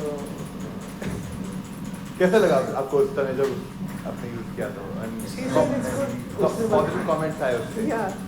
हाँ, थोड़ा टांग खींचा पर था पॉजिटिव, उनसे ही मिला। फिर देन ऑफिस में भी लगाया, मैंने पूछे कि रमेश नया डीओ दिया कुछ लगा रहे हो आजकल? हाँ, तो यस कल का लिया, ट्राई करा। Then it started, I started to will comfort, positive feel होने लगा। Then I was all happy. मतलब दिन की शुरुआत अगर उससे हो रही तो अच्छी बात है। Right, because even if I am smelling good then I feel good, I feel really good. आपने बताया था कि आपका रिसेंटली कुछ प्रमोशन हुआ है, आप वर्कशॉप से ऑफिस में आ गए हैं। एक्चुअल तो जब ऑफिस में आप रहते हैं तो अभी कैसे फील होता है डीओ लगा के रहते हैं? डीओ में एक अच्छी बात है कि वो ज़्यादा समय तक रहता है, सो अप टिल लंच और 2-3। राइट, या तो इट लास्ट लॉन्गर। या बट वर्कशॉप में इट डजंट लास्ट। 1-1.5 घंटे में, 2 घंटे में it fades away, because obviously non AC इसमें, और ऊपर से you are working on a car and sweating thing, तो होता ही है। Great, thank you Ramesh. Nikita ji, आप मेरे को बताइए थोड़ा सा आपके बारे में। आपने बताया कि मच्छर वगैरह का बहुत प्रॉब्लम आती है यहाँ पे, शाम को बहुत ज़्यादा हो जाते हैं आपने कहा, और यहाँ की फिर डर लगने लगता है कि बीमारियों का डर लगता है। सब कुछ ढक ढक के रखना पड़ता है, कुछ अगर गिर नहीं चाहे उसके अंदर। बना रहे हैं तो उसमें भी ध्यान देना पड़ता है कि ना गिर जाए, ना जाए। और जब ये सब कुकिंग वगैरह करने का जब आराम से बैठते हैं तब मच्छर होता है? शाम को ज़्यादा होता है। शाम को ज़्यादा होता है, फिर 2-3 घंटे के बाद फिर थोड़ा सा कम हो जाता है। दिन में उतना नहीं, दिन में प्रॉब्लम नहीं होता है। तो मच्छरों के लिए हम लोग क्या यूज़ करते हैं? हम लोग पहले अगरबत्ती, कॉइल ये यूज़ करते हैं। अगरबत्ती कौन सा जो प्रॉपर जो अगरबत्ती मच्छर वाला, और फिर कॉइल भी यूज़ करते हैं? फिर कॉइल भी यूज़ करते हैं। तो उसका कैसा रहा अनुभव, कैसा रहा उसका? धुआं होता है अगरबत्ती, वो तो बहुत ही तेज धुआं उसमें, और बहुत ज़्यादा मतलब इरिटेशन होता है उसके लिए। क्या होता है जब जैसे मान लो अगरबत्ती जल रही है और हम लोग उस कमरे में बैठे हैं, तो उसका धुआं बहुत नाक में मतलब बहुत तेज लगता था और बहुत इरिटेशन होता था। ओके, और बच्चों को भी मतलब खांसी वगैरह ऐसे होता था। जो आपने कहा कि चाचा जी के आपके जो बच्चे हैं वगैरह, उनको खांसी होने लगी, डॉक्टर वगैरह ने कुछ बताया उसके बारे में? हाँ कि वो अच्छा नहीं है। उन्होंने बताया डॉक्टर ने कि ये प्रोडक्ट अच्छा नहीं है। हाँ। ओके, और किस लिए धुएं की वजह से? ये धुएं की वजह से। ओके, फिर आपने कॉइल भी यूज़ किया? कॉइल यूज़ किया तो उसके बारे में क्या एक्सपीरियंस था आपका? कॉइल उसमें भी धुआं ज़्यादा होता है, वो अगरबत्ती से थोड़ा ठीक है वो। हाँ। उसमें धुआं होता है, और फिर उसमें भी ध्यान देना पड़ता है कि बच्चों के साथ प्रॉब्लम है कि कहीं भी रख दिया तो उन्हें हाथ ना लगा लिया हो, उन्हें पकड़ ना लिया हो। हाँ। और उसमें भी धुआं होता है, और फिर उसको भी रात भर जलने के लिए रख दो। हाँ। और फिर बुझ गया तो फिर मच्छर फिर से आने लगेंगे। अच्छा, तो जब तक जलता है तब तक मच्छर होकर काम करता है। बुझ गया तो नहीं काम करेगा। बुझ गया तो फिर मच्छर आएंगे। हाँ। बुझने के बाद बच्चे क्या उसको हाथ वगैरह लगा लेते हैं? पकड़ लेता है, छोटा बच्चा है, उसको ध्यान नहीं रहता है, उसको नहीं पता है कि क्या है, तो वो आके पकड़ भी देगा। वो खेल रहा है वहाँ पे तो उसको लग भी सकता है। हाँ। तो ये सब बात। गोयल जी, आपके घर पे क्या यूज़ करते थे? आपने बताया स्टिक यूज़ करते थे, तो कैसे होता था वो टाइम? एक्चुअली मुझे ना वो जो उसका धुआं होता है उससे आइज में प्रॉब्लम होती थी, रेडनेस आ जाती थी। ओके। और जैसे उनका प्रॉब्लम था बेबी का, मेरा भी बेबी है, तो मन में वो रहता था कि वो जाके पकड़ ना ले, कुछ चीज़ पे वो गिर ना जाए, उसकी स्मेल। जब वो जाता तो ध्यान कॉन्स्टेंटली बच्चे के होता था कि उस साइड नहीं जाए। बच्चा छोड़ के दूसरे काम में निकल जाते थे। मतलब वो खेल रहा है, हम दूसरे काम में, तो मतलब हम 24/7 उसके ऊपर नजर नहीं रख सकते ना। राइट। तो वो लगाकर ऐसे छोड़ भी नहीं सकते थे। और आपने कहा कि आंखों में एक रेडनेस होता था उसकी वजह से। हाँ, वो प्रॉब्लम एक्चुअली वो जो उसका धुआं होता है ना, उससे आंखों में रेडनेस हो जाता था, जलन होती थी, मेन वो प्रॉब्लम था। लेकिन मच्छर पे काम करता था? थोड़ा नॉर्मल करता था। ठीक है, तो अब क्या यूज़ कर रहे हैं फिर बताइए? अब गुड नाइट फ्लैश। आप भी तो कैसे आपने इसको यूज़ करने का सोचा और क्या हुआ था, उनको बता सकते हैं इसके बारे में? ऐड में देखा हुआ है, मतलब ऐड पे चलता रहता है। और फिर घर में 2 लेडी आई थी, तो उन्होंने ये देखा। ओके। तो कोट पहना, मतलब वो जैकेट टाइप पहना हुआ था, उसके पास एक फिर उन्होंने उसके बारे में बताया जी, गोल्ड प्लस के बारे में। क्या बताया आपको? उन्होंने ये बताया कि इसमें धुआं, मतलब कॉइल अगरबत्ती में तो धुआं होता है, इसमें धुआं नहीं होगा, और इसमें स्मेल का भी वो नहीं है प्रॉब्लम। स्मेल का प्रॉब्लम? धुएं से जो होता है ना कि नाक में, तो प्रॉब्लम वो नहीं होगा। और मतलब ये 2-3 चीज़ें उन्होंने बताया। और फिर आपने इसको ले लिया था? हाँ, तो उन्होंने इसको बताया कि ये आपको कम रेट पे मिलेगा। आधे रेट पे मिल जाएगा। तो हमने फिर ट्राई करने का सोचा। और जब आपने पहली रात या दूसरी रात उसको जब लगाया तो कैसे महसूस होता है? उसमें धुआं नहीं होता, उसकी खुशबू भी अच्छी है। तो और अब शाम को ऑन कर दो तो वो आधे घंटे तो पावर मोड पे रहता है, फिर 4 घंटे नॉर्मल मोड पे हो जाता है। तो उसको अपन को बंद चालू करने का, देखने का ध्यान, मतलब रहता ही नहीं है कि अपन को उसको देखना पड़ेगा। सुबह उठ के बटन ऑफ कर दो। और रात को समय मच्छरों का प्रॉब्लम? मच्छर का प्रॉब्लम कैसे लगता है मच्छरों का प्रॉब्लम? बहुत अच्छा। वो कानों में आसपास रात भर जो प्रॉब्लम होता था उससे छुटकारा। आप बताइए आपका अनुभव कैसा रहा? आपने भी शायद एक गुड नाइट यूज़ करते, आपका अनुभव कैसा रहा? मेरा अनुभव ये रहा कि मतलब जब हम उसे लगाते ना, मतलब एंट्री गेट में ही लगाते, जैसे एंट्री होती है डोर के पास, सबसे बेस्ट उसका जो स्मेल आता है ना, बहुत अच्छा लगता है। उसका स्मेल बहुत अच्छा लगता है। हाँ, खुशबू जो उसमें से आती है ना वो, और उसका मेन ही कि जब शाम में लगा दिया वो एक्टिव मोड, नॉर्मल मोड आप हो जाता है, और नहीं मच्छर नहीं आते। मच्छर नहीं आते। और आपने कहा था कि जो आँख में लाल का प्रॉब्लम होता है वो नहीं होता है इससे नहीं होता है? ही नहीं होगा तो प्रॉब्लम नहीं होगा। राइट, प्रॉब्लम नहीं। आप अपने बारे में बताइए। आपने कहा था कि अप टू डेट रहना पड़ता है और नए प्रोडक्ट यूज़ करने पड़ते हैं, अलग अलग प्रोडक्ट ट्राई करने पड़ते हैं। अपने केयर के लिए कौन से प्रोडक्ट्स आपने ट्राई किए हैं, चेंज किए हैं? लोशन बोला, मतलब मैंने वो कौन सा वो क्रीम पाउडर लगाती थी, अभी निविया लोशन लगा रही हो। कलर में भी पहले गोदरेज का पाउडर ले रही थी, अभी क्रीम बेस में ले रही हूँ, और लिपस्टिक वगैरह भी चेंज किया है सब। तो मेरे को बताइए जो गोदरेज का पाउडर है आप यूज़ करते हैं, अभी आपने कहा कि आप क्रीम वाला यूज़ कर रहे हैं, तो उसके बारे में बता सकते हैं कि आपने कैसे चेंज किया? मतलब मैं 1.5 ईयर से मतलब कलर कर रही हूँ, जैसे मैंने बोला कॉन्फिडेंट रहना चाहिए, तो अपने आप को अपडेट करना चाहिए। तो फिर मैं पाउडर लगाती थी, लेकिन उससे मेरे बाल बहुत ड्राई हो जाते थे। तो फिर मेरी फ्रेंड ने मतलब सजेस्ट किया और टीवी में भी ऐड भी देखा था, वो गोदरेज का वो 30 रुपीज़ का आता था, लेकिन मेरे बाल में इतना यूज़ नहीं हो रहा था, मतलब वो वेस्ट हो रहा था मेरे लिए। क्या जो पाउडर वेस्ट हो जा रहा था?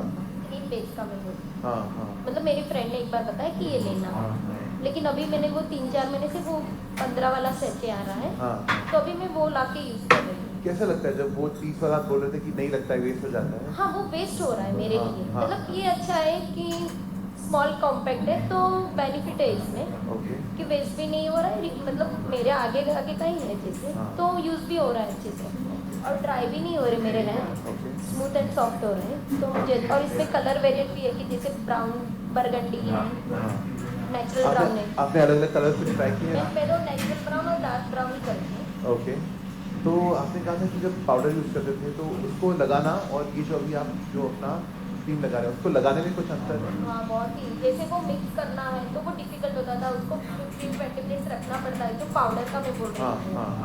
और फिर वो लगाने में भी ऐसे उसके क्रम्स वगैरह रह जाते थे बाल में। ओके, तो इसमें भी बहुत और लगाने के बाद उसका असर कैसा होता है? कलर नहीं, ड्राई कलर तो नॉर्मल है, इतना कुछ वो नहीं था, लेकिन ड्राई हो जाते थे बाल उससे, ड्राई हो जाते, जैसे मेहंदी हम लोग यूज करते थे वो टाइप लग रहा था। ओके, मेहंदी जैसा ड्राई हो जाता है। हाँ। और ये वाला फिर यूज़ करना कैसा है, क्रीम वाला यूज़ करना? वो फ्रेंड ने बताया पहले कि ये भी आया है, क्योंकि उससे मेरे बाल देखे कि बहुत ड्राई हो गए, तो बोली एक बार ये ट्राई करते थे।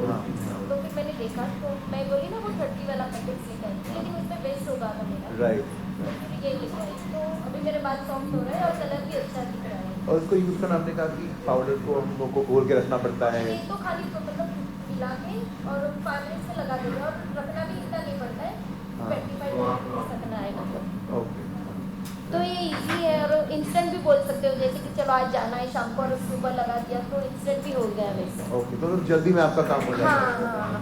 वो जो पाउडर लगाते थे उसमें सोचना पड़ता था क्या बहुत पहले, कितना टाइम पहले लगा? हाँ, तो उसको मिक्स करने में भी आधा घंटा लगता है फिर, और इक्वल नहीं होता है, मतलब पानी और कलर, मतलब वो पाउडर मिक्स बराबर नहीं होता है वो, और लगाने में भी डिफिकल्ट रहता है, और धोने में भी मतलब 2 बार वॉश करना पड़ता है उसको 2 बार वॉश करना पड़ता है? हाँ, अभी समझो कि लगाने के वॉश किया, आफ्टर 2-3 आवर्स भी वापस वॉश करना पड़ता है उसको। अगर वो वॉश नहीं करेंगे 2-3 बार तो फिर क्या हो जाएगा? तो वो पाउडर निकलता है उसमें।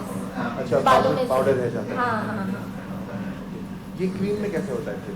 नहीं, उसको तो 1 टाइम धोया, मतलब वॉश किया, या फिर नेक्स्ट मतलब 1 टाइम किया, फिर आप 2-3 दिन नहीं करेंगे तो भी चलेगा, लेकिन मैं तो करती हूँ नेक्स्ट डे भी, लेकिन चलता है ऐसे। इंस्टेंट बोले जैसे आज मुझे शाम को पार्टी में जाना है, मैंने आफ्टरनून में लगाया तो कोई दिक्कत नहीं थी, मतलब पता भी नहीं चलेगा कि मैंने कलर किया है, मतलब वो ही। इसका जो प्राइस है 15 रुपये आपने बताया, वो कैसे लगता है? हाँ, तो वो वही मैं बोल रही हूँ कि कॉम्पैक्ट के कोई भी इजीली मतलब कहाँ भी ले सकते हो और इधर भी कर सकते हो, मतलब चलो हम लोग को बारवा जाना है तो वो कैरी भी करके वहाँ पे भी हम लोग कर सकते हैं, कहीं शादी पार्टी या कहीं इवेंट में जाना है तो? हाँ, तो भी इंस्टेंट कर सकते हैं ना वैसे, तो वो इजीली है मतलब। Right, thank you. आप बताइए, आपने कहा था कि आप इटली भी मूव हुए हैं, आपने कहा था कि घर पे अलग अलग बहुत मेट्रोपॉलिटन एरिया है, अलग अलग टाइप के लोग हैं, घर पे स्मेल्स आते हैं, लोगों की कुकिंग के स्मेल आते हैं, आसपास की रंग, तो फिर आपने कहा था कि मुझे यूज़ करना होता है, लगता है कि परफ्यूम करें या कुछ करें, तो उसके लिए क्या करते थे पहले और कैसे उसको, मतलब आप उस प्रॉब्लम के साथ कैसे डील कर रहे हैं? पहले तो एक्चुअली हम लोग वहाँ पे नहीं रहते थे, अभी शिफ्ट हुए, तो तभी ज़रूरत फ्रेशनर थी, तो मैंने एरोमेटिक लिया हुआ है आपका, तो वो बहुत ही अच्छा है,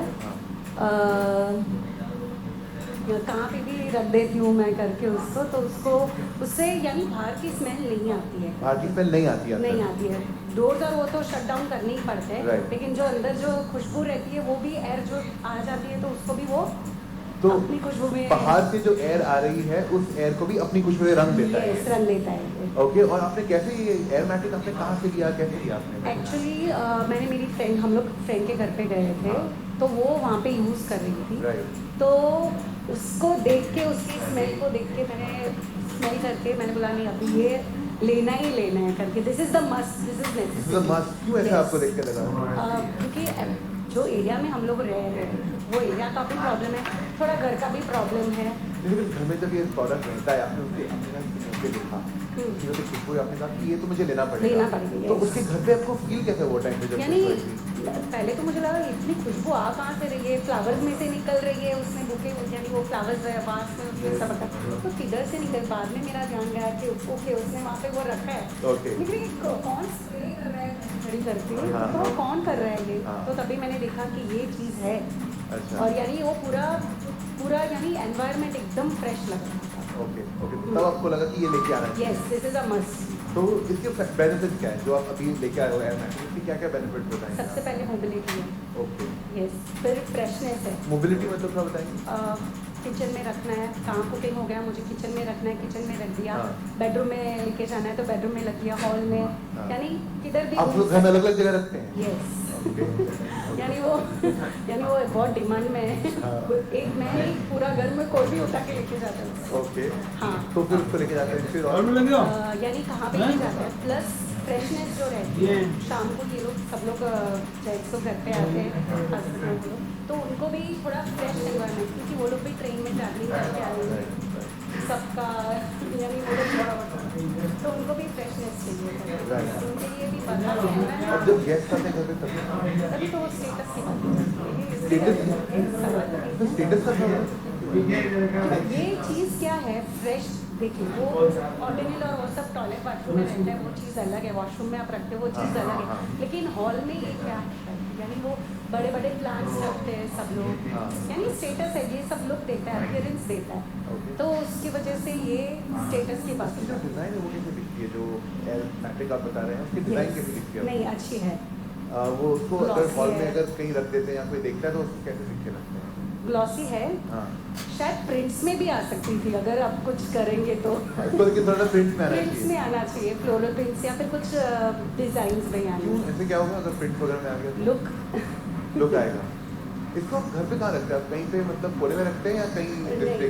जो डिस्प्ले रहता है ना, सोफा है उसके बीच में जो सेंटर टेबल साइड टेबल रहता है वहाँ पे रहता है, तो बोला ना घूमता रहता है किधर भी हो, वॉल में रहता है तो फिर वो वहीं पे रहता है। Thank you.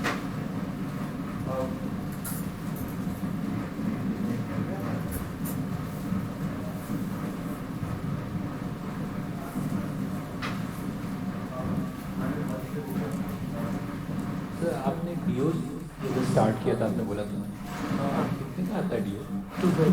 220 डिपेंड्स, या ऑफर में रहेगा ऑनलाइन तो बहुत सस्ता पड़ता है। ऑनलाइन देखो दोनों बोथ वर्क्स बोथ या। और आपने बोला कि कोई और फ्रेग्रेंस में आता नहीं है, ऐसा सॉफ्ट फ्रेग्रेंस और नहीं है, आपने ट्राई किया क्या? सॉफ्ट फ्रेगरेंस में जैसा मुझे ना जेंटल फ्रेग्रेंस, हाँ जेंटल, तो किसी और का नहीं है क्या? कोई और में नहीं आता है बट दे आर लोकल। अच्छा, तो I don't trust local.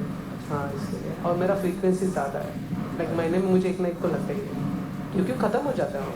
Local वाला अच्छा नहीं होता है?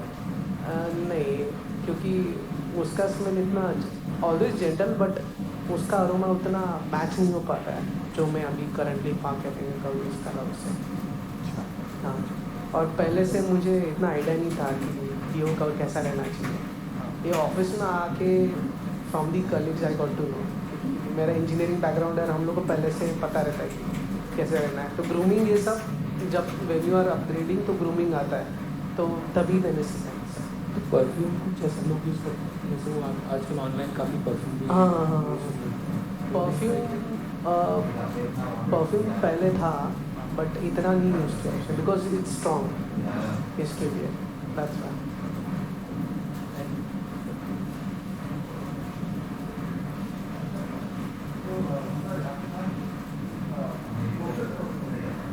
डीओ लोकल, हाँ, फ़र्क ये है कि availability and the aroma and fragrance. Oh, it's best for me, I guess. So local का भरोसा नहीं है, लाइक पता नहीं वो लोग कब डिसकंटिन्यू कर लेंगे, because I need something which will stay long term, ऐसा है। हाँ, फील होता है कि see when I am wearing that deo, memories attach हो जाती है उसके साथ, वो पल आ जाते हैं, that confident you get, that comfortness, एक फील आता है कि अभी ये लगाया मैंने और इससे मुझे अच्छा लगता है। नहीं मतलब मैं अलग वे से पूछूँ तो सर, अगर आप आई डोंट नो कहाँ से शॉप कहाँ से करते हैं आप, ये रिलायंस सुपर मार्केट है, कौन सा वाला रिलायंस, डी मार्ट, कौन सा? डी मार्ट में भी मिलता है, डी मार्ट में तो उल्टा सस्ता मिलता है। हाँ बट अभी डी मार्ट तो दूर है घर से, गोरेगांव में डी मार्ट नहीं होगा, वेस्ट में नहीं समझो डी मार्ट का कुछ परफ्यूम आ गया तो आपको कैसा, वो क्यों नहीं ट्राई करेंगे? अगर अच्छा रहा तो ट्राई करेंगे स्मेल को। अगर वो जेंटल रहेगा तो मुझे स्ट्रॉन्ग पसंद नहीं है, जेंटल वाले में बहुत कम आते हैं अभी तो फिलहाल, वो स्ट्रॉन्ग वाले में ज़्यादा आ रहे हैं, लाइक दे स्पाइसी स्ट्रॉन्ग वाले। हाँ हाँ, जो आप बोल रहे थे फॉग का बहुत ज़्यादा चल रहा था चलन, ऑफिस में भी यूज़ कर रहे थे कल, बट मुझे पसंद नहीं आया वो।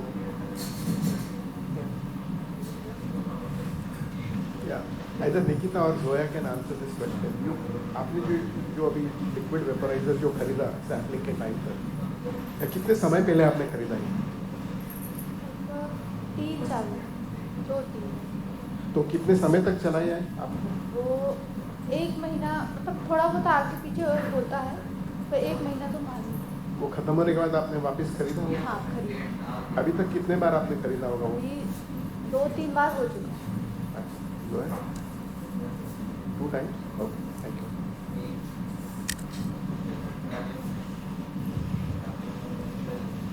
आप बोल रहे थे कि आप एयर के प्रोडक्ट्स यूज़ करते हैं, बट बाथरूम के लिए आपने बोला ओडोनिल, तो बाथरूम के लिए वो क्यों नहीं यूज़ करते? एयर के जो पॉकेट प्रोडक्ट्स आते हैं। हाँ एक्चुअली ये जो मोबिलिटी वाला है ना, तो वो ही यूज़ कर रहे हैं सब लोग। तो बाथरूम में आप चेंज नहीं किए? नहीं, ओडिनिल मैंने बोला, ओडिनिल मैं यूज़ नहीं करती, मैंने ऐसे नहीं बोला, ऐसे बोला नहीं है, मैं ऐसे एग्जांपल दे रही थी कि ओडिनिल के ऐसा कुछ आता है करके। I am not using Odonil. तो आप बाथरूम में कौन सा यूज़ करते? एयर वाला। अच्छा, वो पीसी यूज़? हाँ यस यस। और वो गुड नाइट का जब आपने प्रोडक्ट खरीदा, आपने बोला था जो पर्सन आपके यहाँ पे आए थे, उन्होंने बोला था ये सस्ता भी है, तो कम रेट पे दे रहे हैं। हाँ, मार्केट में वो डबल रेट पे मिलता है। तो अभी आप जब वापस खरीद रहे हैं, आप फुल प्राइस में ही खरीद रहे हैं? हाँ, आप फुल प्राइस में। तो कौन सा साइज़ का खरीद रहे हैं, 50 रुपीज़ या उससे बड़ा? नहीं, उससे बड़ा। वो कितने का पड़ता है आपको? वो 75 रुपीज़।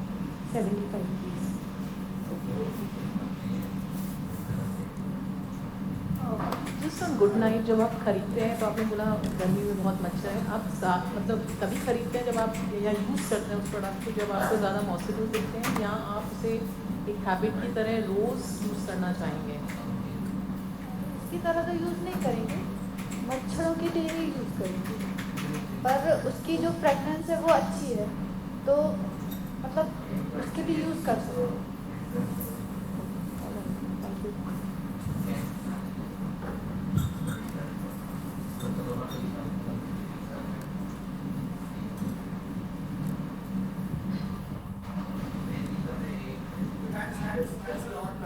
बहुत धन्यवाद। मैं चाहूँगा गोदरेज आपको एक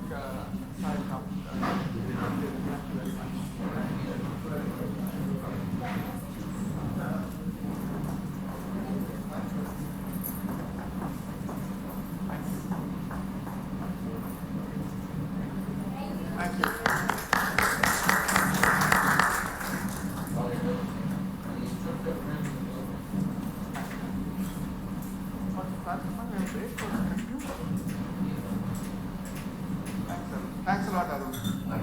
Thanks a lot. I think usually a good sense this is kind of a day job, at least mine for the last 20 years. This is the kind of thing I do. See like a short period of time, what market development is triggered. These were consumers obviously chosen to make a point. But you can see, especially things like sampling or what you were saying, one of the things we noticed when we did our due diligence on Park Avenue was that it's got a loyal user base and it's got a strong equity which is significantly ahead of its distribution. So many figures. Air Static, she was talking about, has been a real blockbuster. In fact, Nielsen yesterday was sharing with us that they've been one of the big blockbusters of the last year. And I think this kind of mobility and continuous thing that Airmatic does, and really interesting insight on the 15 rupee sachet, which is, a lot of us felt that is there a use case, downgradation, but actually there's a use case because lots of consumers use it on when they have just the first grey hair and they don't need a full 30 rupee pack. They don't want to buy 30 rupees, they buy a cheap 10 rupee powder or herbal gel, and at 15 they're able to upgrade. You can see all the relevant triggers here.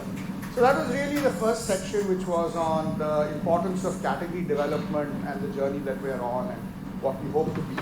I think I'm now going to talk a little bit about the funding, because category development is expensive. It needs high investments in sampling, media, distribution, etc. So it has to be funded through some fuel. And the fuel that we have found has really been simplifying our operations and investing in things that matter to consumers. The principle that we have set for ourselves, and including in our KPIs, is we look at costs in two ways. One is the cost that consumers see, which is they see the material cost and they see the media cost, they see the brand. And they see a component of the distribution cost as well. So we call it, they don't see the schemes we give, they certainly see our distribution. I think the costs that consumers don't see are some of the fixed selling and distribution costs, our employee costs, our general administrative costs. So we've bunched up all these costs into a heading called controllable costs. And we have targets on controllable costs. So to give you a perspective, the rough number for controllable costs for us is about 33% of turnover is costs consumers don't see. And I used to have a former boss who used to say that cutting costs consumers don't see till it comes to zero. So there's never really a point at which you stop cost cutting on things that consumers don't see. These are investments. So that's how we've classified costs in terms of targets. And our game plan is to continuously reduce costs that consumers don't see. Several examples of last year. One of them, in terms of simplification and cost reduction, is our Indonesian business. About 30% of our sales in Indonesia used to come from a direct distribution. So we used to go to 60,000 outlets in Indonesia, collecting cash from them, pretty heavy overheads, finance overheads, IT overheads. It was a high-cost operation. For whatever reason, we've been doing it historically. And I think Rajesh came in, and I think in a month or 6 weeks, he said, hey, this is not an area of our expertise. This is not what we should be doing. And this debate has been going on for many years in Indonesia, but he just took the call in a difficult year. And almost in 3 to 4 months, we have moved our entire distribution structure to a 140 distribution structure, which is exactly replicating the Indian structure in FMCG. And this tells you both the speed and the boldness with which we moved on an idea that has been around for a long time. So this is a good example. And what we realize in cost is once you simplify, a lot of the costs that don't enter the Excel sheet start coming through. So that's another principle of simplification is you cannot see it before. Once you simplify, you see costs coming all over that start getting knocked out. And that we are seeing in Indonesia as we are discovering through the process. An equivalent thing that we just did, in fact, 2 weeks ago, that is in Nigeria and in West Africa, we are going to move to a single distribution partner. So we will exit direct distribution. Today in Nigeria and Ghana, we were selling directly to wholesale. We had appointed small distributors in parts, but our distribution was nowhere near what some of the big distribution partners in Nigeria, like FMCL. FMCL was bought over by DB World, so it's now a DB World company. It gives us double the amount of distribution overnight. It increases our warehouse. We had one warehouse in Nigeria. These guys have 23 warehouses, so that reduces the service time to retailers and much better working capital management. So, simplification and capital reduction, especially now that we have reduced our inventory and SKUs in Nigeria, this allows us far better access to market. So this is another example of simplifying our international operations. And in the short run, it may or may not be cost dilutive. It will certainly be growth accretive and it will be margin EBITDA growth. But we're reasonably certain that in a year's time, we will be able to make this margin accretive as well, because some of the costs that you remove in consequence of simplification take 6 months to 9 months or a year to come back. The other thing, we're constantly thinking of is to simplify our supply chain. So one of the things we're thinking of is we're already having explosive growth in wet hair in Africa. So how can we move more of our base from the US into Africa and Nigeria, where we're already manufacturing those products. Some of the other things in the US, we can go to third-party manufacturing and again move the US to a simple marketing and distribution model. And I gave you the Uruguay example. $100 million or $80 million in the US is equal to $5 million in Uruguay. In fact, it's probably much less. So that's the kind of second leg. So one is to simplify distribution, to move overheads out of distribution and get experts, especially outside India. The second is to simplify supply chain, consolidate manufacturing, fewer manufacturing sites, and then to move to a distributor model as far as possible. Next. I think the other things that we're doing are sort of integrating technology in decision making. I think the several areas, media planning is an area that I'm particularly happy with, where we run media on an algorithmic basis, kind of minimizing our cost per reach. So we don't have a point of view on media. This media is better, that media is better. We only know what the cost per reach is and the cost per incremental reach is, and we keep calculating at marginal costs what's the best media to go with. The other area that we have been doing a lot of work on is on forecasting and demand forecasting and financial forecasting. We're trying to use a top-down financial forecasting model.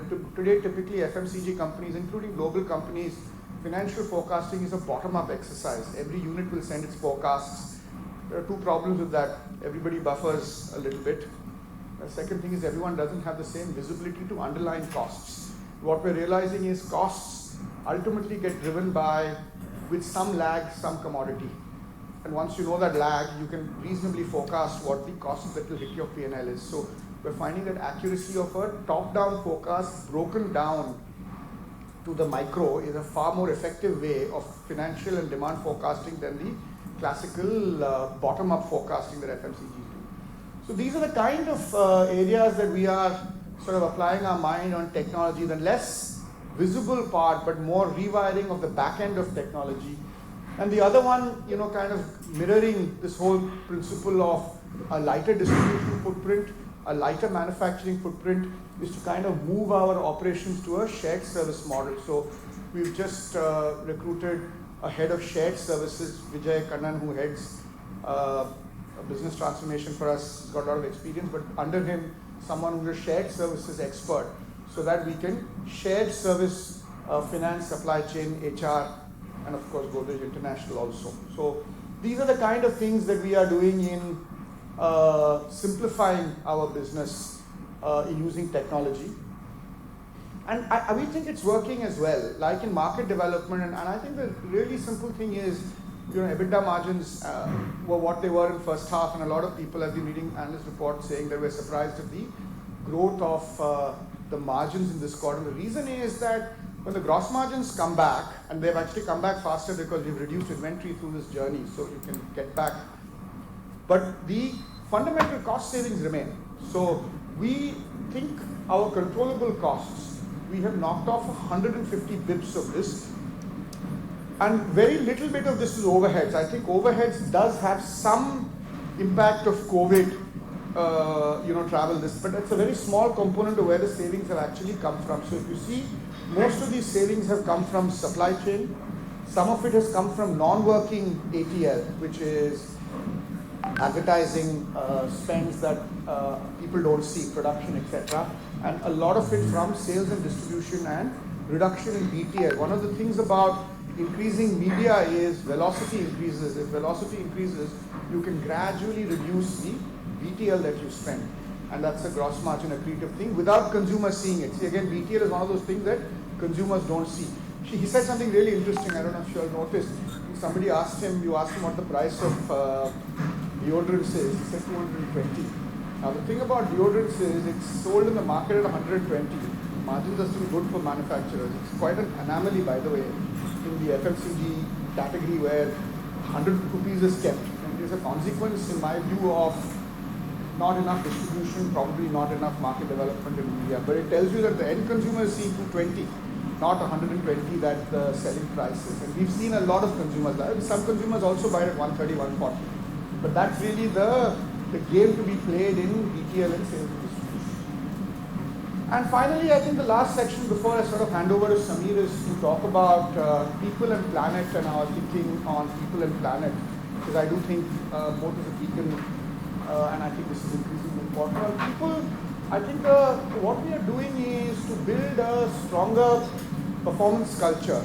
I think TCPL did have a strong performance culture. I feel like it's got a very strong performance culture. But I think one of the things is some of our metrics were output metrics. The more you have input metrics down the line, the better the outputs are.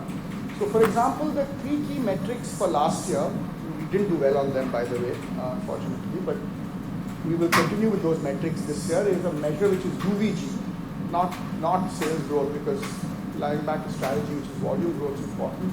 Secondly, which is a unique metric called EBITDA plus media, which is media in our view is an investment, it's a balance sheet item, it's a budget we give it. You maximize profit without media. So you cannot cut when gross margins go down, costs go up, etc. You cannot cut media to manage your P&L. And working capital, which is inventory plus AR actually. We're not, we want to also reduce the payables, so because we also want to pay fast, but reduce receivables and inventory.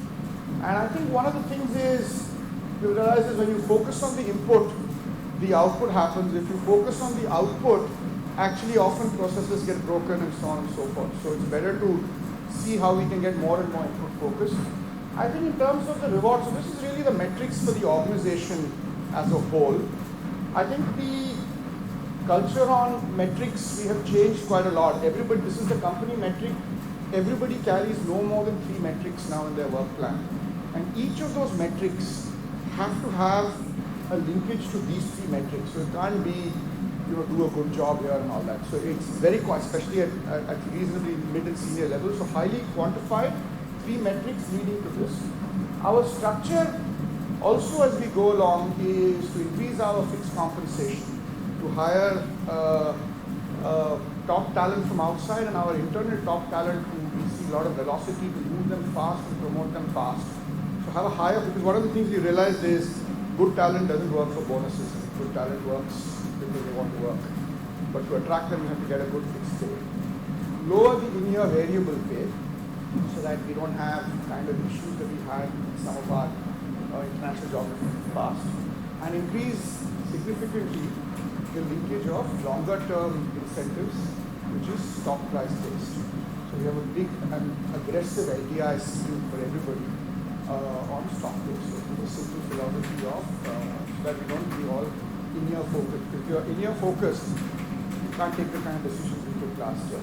So I think that's really the kind of key of performance culture.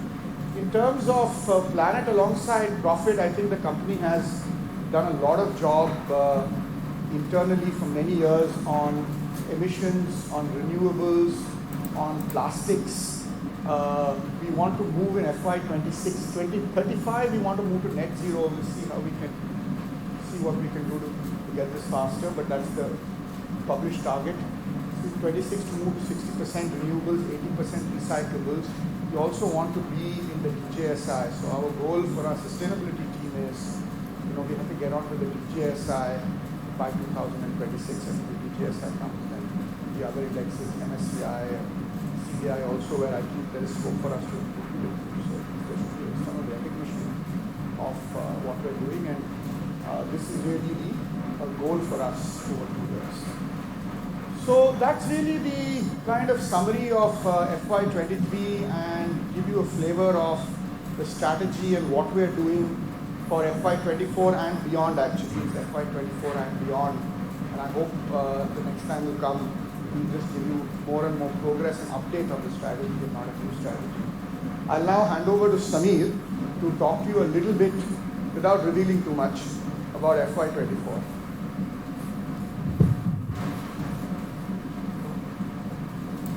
Thanks, Sudhir, and warm welcome to all of you.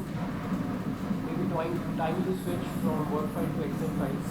So let's see how this goes. So I think to begin with, let's spend some time in terms of what are the building blocks or the assumptions or hypotheses which we have for F24.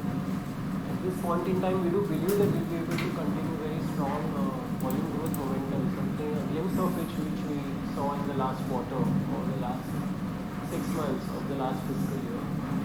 We expect minimal price growth at this point in time overall, but it's actually into two parts. In India, my sense is we will see a wee bit of price decline in FY24, but internationally we will see a price-led growth. Combination of that should result in marginally pricing growth on a full year basis. We remain extremely confident that we will be able to continue the strong growth momentum which we have seen in different parts of our portfolio, whether it be air fresheners or hair colors in India, whether it be FMCG in Africa market. We expect, steady year on household insecticide category, and this is not just out of hope. There are a lot of input matrix which are already gone in. We have seen some early green shoots also. So let's see, hopefully it will be a steady year on household insecticides in India. Indonesia also is something which we have seen in terms of recovery in the last quarter. Again, not just one quarter's performance, but again the input matrix and what we believe, should be the growth path for Indonesia, not just next year, but for many more years to come. And gross margins to come back to normative levels. We have seen a slump in gross margins for largely external reasons over the last 2-3 years, but we do believe, starting this year, we should see a significant uptick in gross margins for next few years. So that's the sort of building blocks to what we believe FY24 can turn out to be. Yeah. So I think the aim over here is to kind of strike a sustainable volume-led profitable growth, and not just for 1 year. And I will talk about multi-year journey at least, which we expect to, at least for F24 to kind of get to a sustainable volume-led profitable growth. What is going to be very important is the shape of the P&L, right? So we do expect higher gross margins, we expect lower controllable costs, we expect continuation of media investments, and cocktail of all of that should result in, at least in terms of guidance, if you want to call it, high single-digit volume growth. And I would say a conservative, but high teens EBITDA growth. Internally, we are trending for much higher than high teens EBITDA growth, at least at this point in time on a full year basis. But we are very happy to guide at this point in time on at least a conservative high teens EBITDA growth. We heard quite a lot in terms of cash from operations. I think FY23 was an exceptional year in terms of cash from operations, despite actually having a little bit of challenge in profitability. In the first half of the year, we had a record cash from operations. That should continue in FY24 also, if I need to get more impetus with all the simplification initiatives which we have, and also a couple of them which Sudhir kind of voiced over earlier. So we expect in FY24 again the CFO to be higher than the overall EBITDA growth-wise as well as absolute value-wise, which we will generate. Of course, then comes the natural question of as to what's the capital deployment plan with this cash. So again, let's spend some time in terms of the journey over the last 4-5 years. March 20 to March 23 was the period we used our cash for knocking out most of the loans, which in hindsight was a brilliant decision, because that also coincided with the period where interest rates were moving up. We became net cash in March 23. We used the cash for buying out payments, grants. We became again net debt. My sense is with the plans in place, September 23 mid-year thereabouts, we should be again net cash.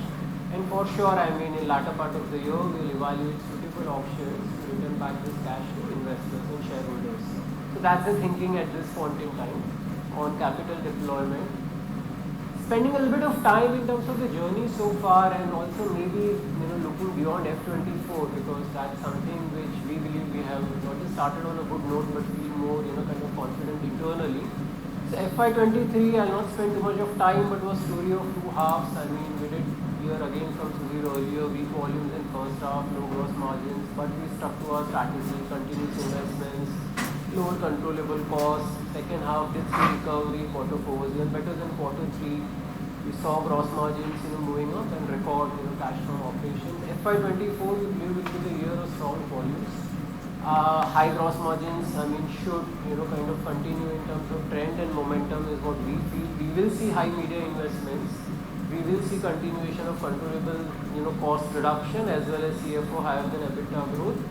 Taking it a year ahead, and again we'll be happy to share, what are the plans, of FY25 at the right point in time. But we do believe FY25 will be the year where we will see return of pricing-led growth, which should complement very well, hopefully a strong volumes growth, which in turn becomes a good flywheel in terms of getting a pool for investing back for growth as well as having a sustainable long-term, kind of profitability and cash from operation plan. So that's the thinking at least which we have for next, 12 to 24 months. So that's it from our end. We'll be very happy to, get into Q&As with all of you. Just hold on, we'll just settle ourselves and then kind of get into Q&As. Yeah. That's okay.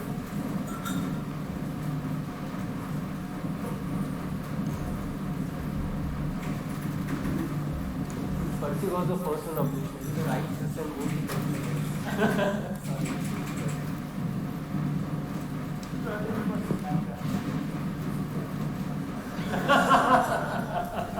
Thanks, Percy. My first question is on Godrej International. So here you have spoken on doubling the sales in the next 3 years. Most of the new growth engines or new geographies will be in Africa essentially, because you have said number of countries also will increase. Second, are you now becoming more dependent upon the big distributor in this kind of a model? So is there a risk that concentration risk, because long term, is it a risk? Short term it is good because suddenly you get better margins, better focus also because that distributor is already strong. But long term, your own distribution, your own team, isn't that also important? So how are you calibrating between both the models? No, I think there are two separate questions here. Godrej International really is, we already got small businesses in many parts of the world with small distributors being run locally by the countries themselves. So Kenya will supply to a distributor in Uganda, etc., etc. This is going on. And one of the things that we're doing is better flag operations focus on the country.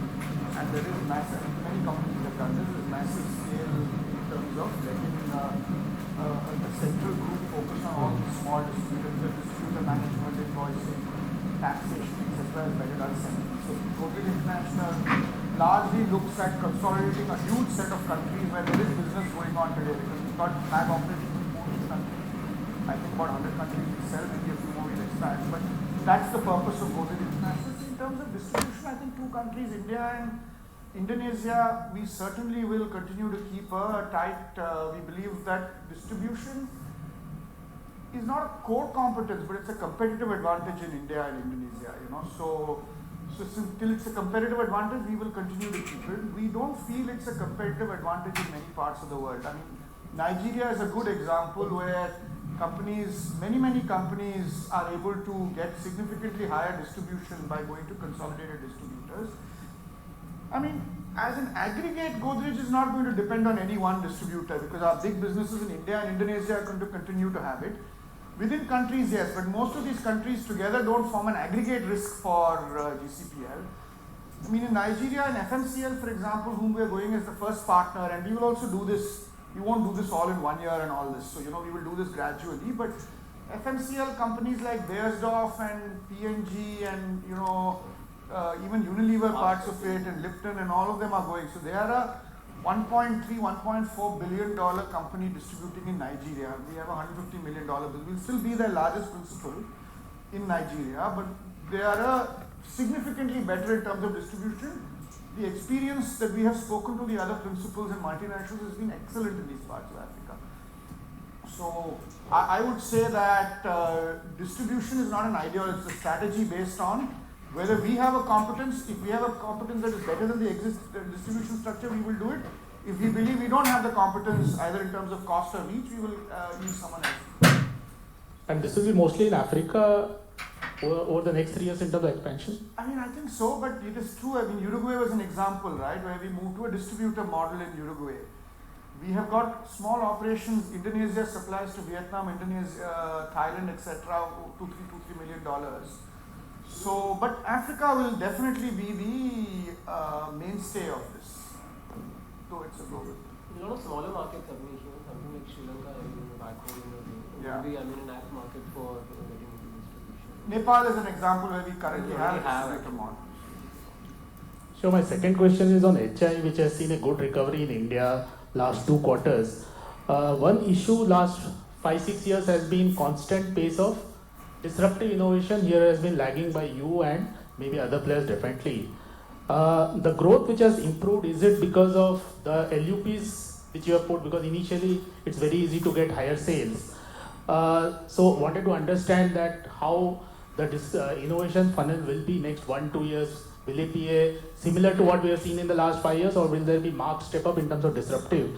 And second is, GCPL also knew that LUP works. So why earlier GCPL has not tried this 35 rupee product or the 50 rupee aerosol, etc., or was it tried? Now you are seeing success. And third is, because of El Nino, would you be worried that because of warmer conditions, will that be a concern from a HI perspective? Because again, mosquito, that will be slightly unfavorable. See, on answer to question 1 on HI, it's a complicated answer, and I don't want to say that we have all the answers on HI yet. I feel there are, and I don't want to fully talk about what we want. It's not proper for me to talk about innovations, but I would say that it is a journey. One of the elements is relevance and increasing brand spend. The second is sampling, and you saw the power of it. The third is access. But there are 1 or 2 more things that need to be done in household insecticide for us to see as confident like hair color or air when we really feel that. So I think HI is a journey that we are on. The context of the previous quarter has been a good result. It has to be seen in a couple of contexts. One is that there has been a small, not a massive impact, because typically these things don't immediately give you results. They give you results 2-3 quarters later. So there has been a small impact, however, of the LUPs that we have launched, which is a trade pipelining benefit. There has been some benefit we feel also in terms of seasonality, which is last year the same quarter was a little worse. This year we think it's a little better. And we hope in any case, because it's difficult to break all this up into precision, but we think that some of the investments that we have made in media and sampling, etc., are paying off. But I would not call I would say that it is as per my expectations are in fact last quarter was slightly better than expectations. I'm not sure it will continue at this rate. I don't know, I hope it does, but it may or may not. But I feel like there's another 12 to 15 months you have to give us for us to come and tell you. But I must tell you that I'm 100% confident that there is 15 to 20 years of high growth left in HI. I'm absolutely sure of it, because there are many things, Abneesh, I'll tell you, one of the things is, is India getting cleaner, and when we did look at the actives and adjust the actives, because different actives have different efficacies. So we did a simple exercise adjusting actives to a common currency. Active growth in India has been in the mid-single digit volumes, right? So that's the active. Now so that is the need. So in fact, the need for mosquitoes is going up, not going down. On that, you have to add the premiumization element, because this is a category that has to premiumize. It has to move to aerosols or electrics. That trigger we will get, and typically, India's per capita consumption is less than $0.50. This will go to $2.50. So last quick question on dividend. If you see last many years, there has been expectation. You became net debt, then became net cash, and again net debt. You have said very clearly in the presentation that in the second half you want to give back to shareholders. You also announced the 5,000 crore NCD, which is much bigger than what's required for the current acquisition. So is this a very clear message to the investors that you want to give it back, or based on acquisition this can be a moving target, right? Because last 5-6 years we have seen that it comes down, then again net debt comes back. Consciously or unconsciously, wisdom to evaluate, but in which ways? No, I think the thinking is, at least at this point in time, we don't expect any incremental acquisition within the course of the year, because we will want to focus all our energies in terms of synergizing. The partners will come with some plans of acquisition. See, our net cash, and again the question comes is, we want to do won't get more cash. And again, it's a board decision at the end of the day. From the thinking at least is that there will be a strong evaluation of how to use this cash. Thank you. Hi, Sudhir Percy here. So during the course of the presentation, I have noted down a few questions. I'll put them all up front. If there are too many of them, I'm happy to take some of them offline later on, but I just wanted to put them at once, and then you can decide which ones to answer now. So firstly, on household insecticides market share. So basically, I remember, since I've been tracking this since about 2008, 2009, when we acquired this business in 2010, our market share was somewhere in the early 30s. By 2016, we had moved up to early 50s. And after that, I think market shares, and correct me if I'm wrong, more or less have stagnated. So what are your thoughts on, of course, you're developing the category and you're baking a larger pie, but what are your thoughts on increasing market share within the organized segment for yourselves, and what are you doing to sort of action that? That's one. Secondly, your advertising on Goodnight with the infants, that's targeting only a very small population, right? Maybe, I don't know, maybe only 10% of households have an infant at home. Will this ad resonate with people who don't have infants at home is my concern. Any thoughts on that? But if you go two questions at a time, otherwise I'll forget the first question. Sure, please go ahead. Let me go to the first question on market share. See, market share, our focus on household insecticides if we do it well, we will get market share. It's a bit like that point on when you focus on output, you get the wrong things. When you focus on input, you get the output. When you focus on market share, you don't get the right input. You do, lots of things happen. Indonesia is a good case where I think perhaps on household insecticide, moving towards focus on market share versus market development, and then there are consequences. So market development always leads to market share, because the person who develops the market gets the disproportionate, especially if you're a high share player. If you're a low share player, you should be careful, by the way, of developing the market unless you're something really disruptive. If you're a high share player, you anyway get a fair share, plus the first mover is the person who takes all the benefit, gets more of it. So the natural consequence, we have seen, for example, in air care, we have taken the steps to develop the market, very, very significant market share increases, but that's not what we go and talk to our sales team, and that's how we feel happy about it, but that's not what we are talking and putting on charts saying we've won. Because I don't think mentally we're in a game of winning as much as in a game of solving consumer problems. And market development is the right metric for it. I think your question on Goodnight is an interesting one, but you see, the thing is, children are the acid test of safety. You're not selling to children, you're selling children as a metaphor for safety. And there are many examples here in laundries, the category I worked in for 10 years, stains occupy only 1% of your laundry loads are stained clothes, but 50% of the profit pool of laundry are brands talking about stains. And the reason is that if you can clean a tough grease stain, you can do everything else. So if you are safe enough for an instant, because you see this concern on safety, and these two consumers are talking about it, concern on safety is a universal concern. It is heightened in children, heightened in old people, but nobody likes to sleep with smoke. So if you're able to say that it is so safe that infants sleep in it, what we are seeing and which we've seen, this is a common trick in marketing, which is you market the most acid test of that category and then everything else follows. That's the reason we are doing children, not that we're selling products only. Got it. While international has been discussed by Avnish, just one concern here. We've seen across last 10-15 years and across multiple companies like Marico, Dabur, Imami, etc. When there is a distributor model in an international geography, the company loses visibility, loses discipline in the supply chain. Everything goes hunky-dory for a few quarters, then suddenly one quarter you have a huge take-back, write-off, etc. There is a change in distributor sometimes that takes 2-3 quarters to settle down. So what are you doing to prevent yourself against this kind of risk, which we've seen actually materialize across multiple companies across many years? So that is one more. And just two more, I'll just put them across and then you can decide. Sampling for LV, which you said you're doing for Goodnight LV. how does that really happen? I mean, you can talk about the benefits, but how do you actually demonstrate them? Because it actually takes a while for the LV to take effect and for the consumer to see that the mosquitoes are not sort of biting or affecting them anymore. So that's one. And last one maybe for Sameer. As far as India ad spends are concerned, FY23 full year is still about 300 basis points below the FY16 to 25 year average. So do you think you need to go all the way and cover the entire 300 basis points, or do you think because things have moved to digital or because of some other reason, you need to increase but not all the way to 300 basis points? Yeah, so that's all from me. Thank you very much.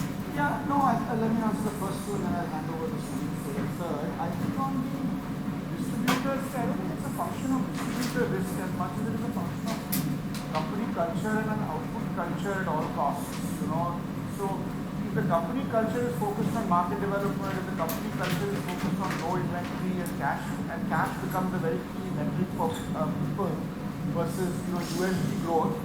I mean, I've seen examples of both. So I've seen examples of distributor models that have run well. Distributor models run well when the culture of the company is focused on consumers and focused on running a simplified operation. If it is focused on using export markets to get short-term growth, it's a problem, but that's not a problem limited only to a distributor model. That problem is also in a domestic model. So companies that have a problem in the distributor model have a problem in the domestic model as well, or periods. I won't say companies, because I've seen the same companies go through various periods. I would say this is a fundamental culture of input-led metrics versus output-led metrics, and discipline and IT and technology, which I think is independent of whether it's a distributor or a flag operation. We see enough of problems like this flag operation. I think to your second question on sampling, what we do on sampling is actually we knock, you know, we go to two kinds of households, those with children less than 5 years and those with adult old people greater than 60. And that's simply because there's a heavy cost of sampling and we're finding that our productivities are much higher because the same need is higher in these two cohorts. And we ask them if they do, we have specific videos that we show them on how the product works, which is different from the advertising, which is more emotive and so on. Functionally, what is it, what do coils do, the smoke of coils, etc., etc. And then what we do is we sell, like she told you actually, we sell the same gold flash, LMD at a discounted price. And then what we have found is, because we do callbacks, is we found a very high repeat rate of the liquid vaporizer once they buy it. This is we don't in this particular case, some demonstrations, some home to homes you're able to show a physical demonstration. Here we show an iPad, we show a visual demonstration.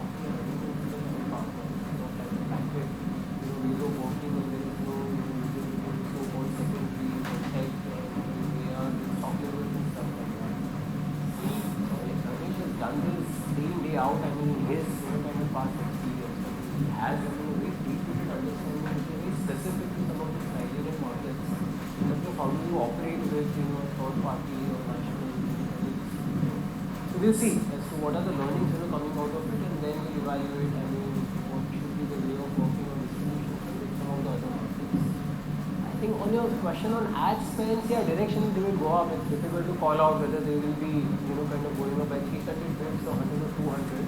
There is also the scale, right? I mean, the size which we have today next year is very different from what it will be. I mean, in the last kind of 5-6 years in terms of sales. But yeah, directionally the spends will go up. I think the mix of spends also will change. We were discussing yesterday. I think the digital spends today say 15-16% for us.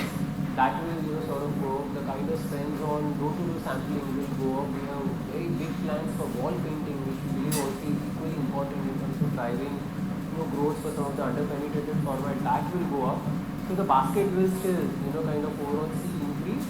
But as I mentioned earlier, it will be kind of coming out of a pool, which largely will be gross margins and controllable costs to drive growth, and that in turn should give scale to get kind of profitability. That's the. Hi, Avi here from Macquarie. Hi, Sudhir. Just taking up from the slide on international, where your focus is on simplifying operations, could you share your thoughts on the LATAM business in particular? Are you also, because that was the only leg that was not covered. You talked about US everywhere. I think it's not proper to talk about like household insecticide plants that have not fructified. But I think the big question is what's our thinking? And our thinking is to invest in India and simplify. Simplification has many dimensions to it. And one end of simplification is divestment. But as I said, simplification of supply chain, simplification of distribution, removing overheads from geographies, culling down SKUs, those are all gamut of. So when we have something specific to share, we'll share it. But I think certainly over the next few years, you will find a journey of simplification. At any point in time when you take a decision, it has to be financially sensible in what we do, right? So. But that's the big thought. No, got it. That is what I mean. And the second question is for me. The low teens EBITDA growth, I genuinely felt it was very, very conservative. I mean, given that high teens. High teens. Teens itself is conservative is what I felt. I mean, in the sense that you are looking at a EBITDA margin which is generally done well. Plus, you have a volume growth trajectory that's 20% plus is what I would have thought. But wanted to hear your thoughts. Why the teens number? Or am I reading too much into teens? No, it's just kind of putting in pen to the paper in terms of giving the guidance. As I said, it's a conservative guidance in terms of guidance. We do believe growth with the current set of assumptions and the way we are. I'm sure we'll be happy to share with you how this is progressing. We need to keep something for a quarter discussion also. No, fair enough. And lastly, this the raise that you have done, the announcement, why the amount is too high? Is that? Oh, it was just to kind of buffer it more than anything else. I mean, what we've done is actually to fund PA finance acquisition. We have raised short-term from 3 to 6 months. Just in case if you want to roll over that, I mean, you just get the facility of NCD, kind of as an option, plans in terms of that. Perfect. Thank you.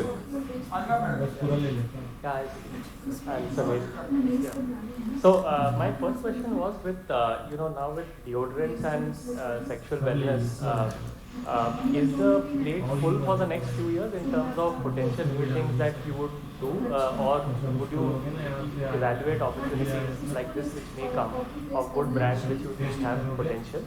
And related to that is, in the presentation you presented why Synthol could not do deodorants. That buy versus build decision, would it necessarily then mean that most new category entries would have to be through acquisitions, or do you think your existing brands do have a play in other white spaces which you don't operate today?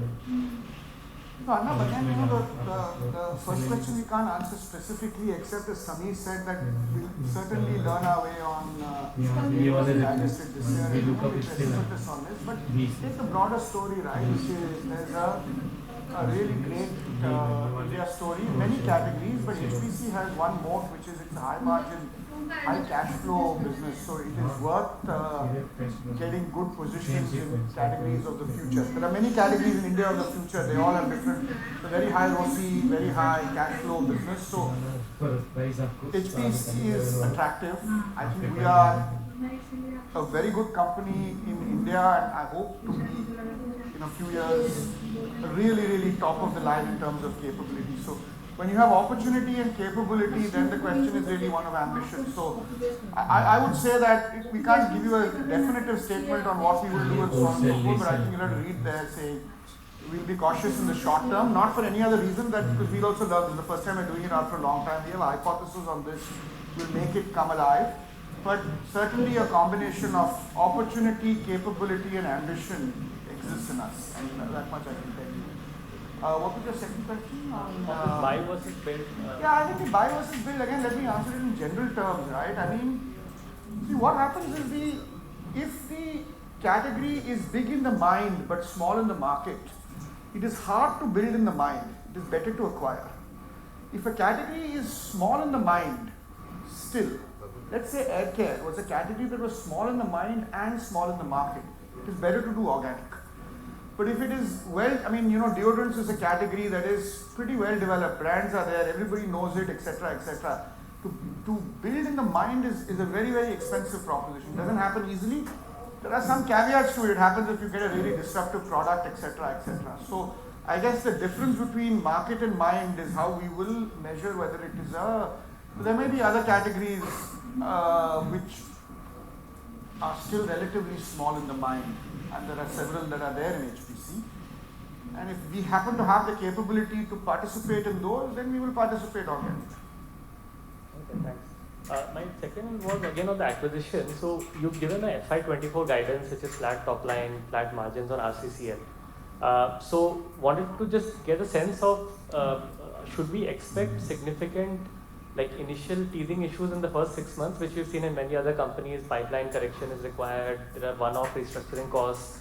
Would that be very front-ended, and just so that we have expectations on how this full year will kind of plan out? So Arnav, what we've done actually is it's a conservative guidance again, but we have baked in, the worst case scenario which we have internally. Of course, we have our own kind of realistic, pessimistic and optimistic scenario, but we have baked in, there is going to be market hygiene issues for 6 months, teething problems, restructuring costs, whatever, one-offs and so on and so forth. After factoring in that, right now we are at the table in terms of FY24, more of the same as FY23, and come FY25, maybe latter part of FY24 itself, we should see kind of strong performance. But for now, this is what we would be happy to guide. The answer to that simply put is yes, because I'll give you a simple thing, right? RCCL has in its distributor channels 50 days of stock. We have 10 days of stock. So we're not going to keep 50 days of stock in distributor channels. So the 40 days of stock is 1 month of sales there. So those corrections we will take. So there are a couple of corrections. I think the stock is definitely a correction. There's an SKU rationalization which we would like to do because we think that is the right thing to focus on the core. That again will have a short-term hit. It will come back actually. SKU rationalization rarely leads to it. A reasonable amount of damages and so on that is there, which we have baked into the business case, which we will have to clean up and solve. So I would definitely say that there will be 6 months of, we mentally planned for it. I hope that some of what we want to do next year we can do by the end of this year is what we are hoping to do. But one of the things, Arnab, I'm not answering your question, is we've now physically acquired the company on Monday. The business case and the opportunities, if anything, are better is what we see after going in. There's the opportunity, forget the long-term opportunity on deodorants and how to reshape condoms and deodorants and all. Just the short-term physical synergies that we see on strong brands is pretty good. Understood. And my last question was on Indonesia. So I think 6-8 months back you had said that you're still reappraising what is the long-term potential of Indonesia market for you across categories. So have you now formed the opinion on how this market could medium-term grow for GCPL? What are the segments growth or other segments you could participate in? No, the answer is no. I think we have got much clearer answers for India in terms of what we want to do, and the presentation was India first. After India, definitely the most attractive market I think is Indonesia. We're actually quite blessed to have a good presence in Indonesia because the Indonesian macros certainly look good for the next 15-20 years. What we should do in Indonesia, I think we are first getting the house in order. See, the difference between India and Indonesia is we have a similar margin business, similar profile. Our capability in India is 2-3 notches up ahead of our capability in Indonesia. So before engaging on the future, we want to spend the next 18 to 24 months. One is the cleanup, which we have done, and we will grow. 2 is to especially distributive capability. See, if you go outside Jakarta, you go outside Java, our distributive capability is very, very poor because we were doing it ourselves. So the very first thing is to build, number one in Indonesia would be to build distributive capability. Number 2 would be like in India, the order is reversed, to build market development capability in a genuinely existing categories. And I would then say we would start thinking about what next. I hope that we can get some synergies between India and Indonesia in terms of category development because they're not a million miles away. South India, for example, is very close to Indonesia. So what works in South India works in India. Manoj, I think you had a question. I'll just go to Manoj and then I'll come to you later. Jaydeep ji access में कुछ करना है क्या उसको डालना access Tide में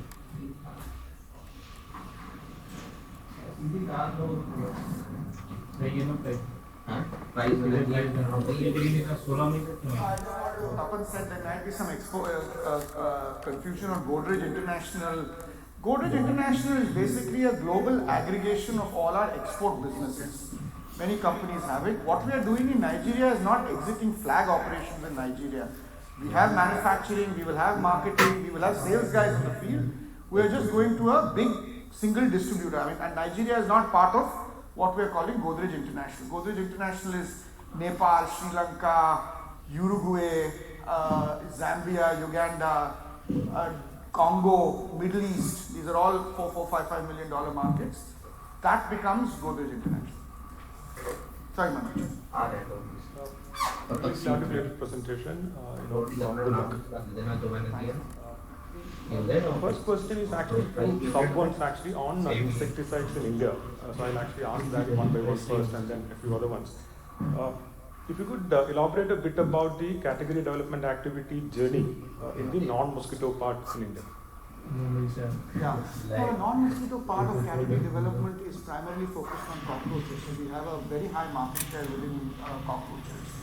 There are two things we're doing within cockroaches. One is to market develop the need for cockroaches. See, unlike in the case of mosquitoes, where there's a higher order need because it goes into malaria and disease, cockroach it is a lower order problem now. And our market development trigger is to move it again, like we're doing on mosquitoes, onto the gastro diseases that cockroaches cause. So we have to raise the stakes in cockroach because it is basically mosquito, cockroach, rat. But let's just focus on cockroach because it is a massive problem in India, massive incidence.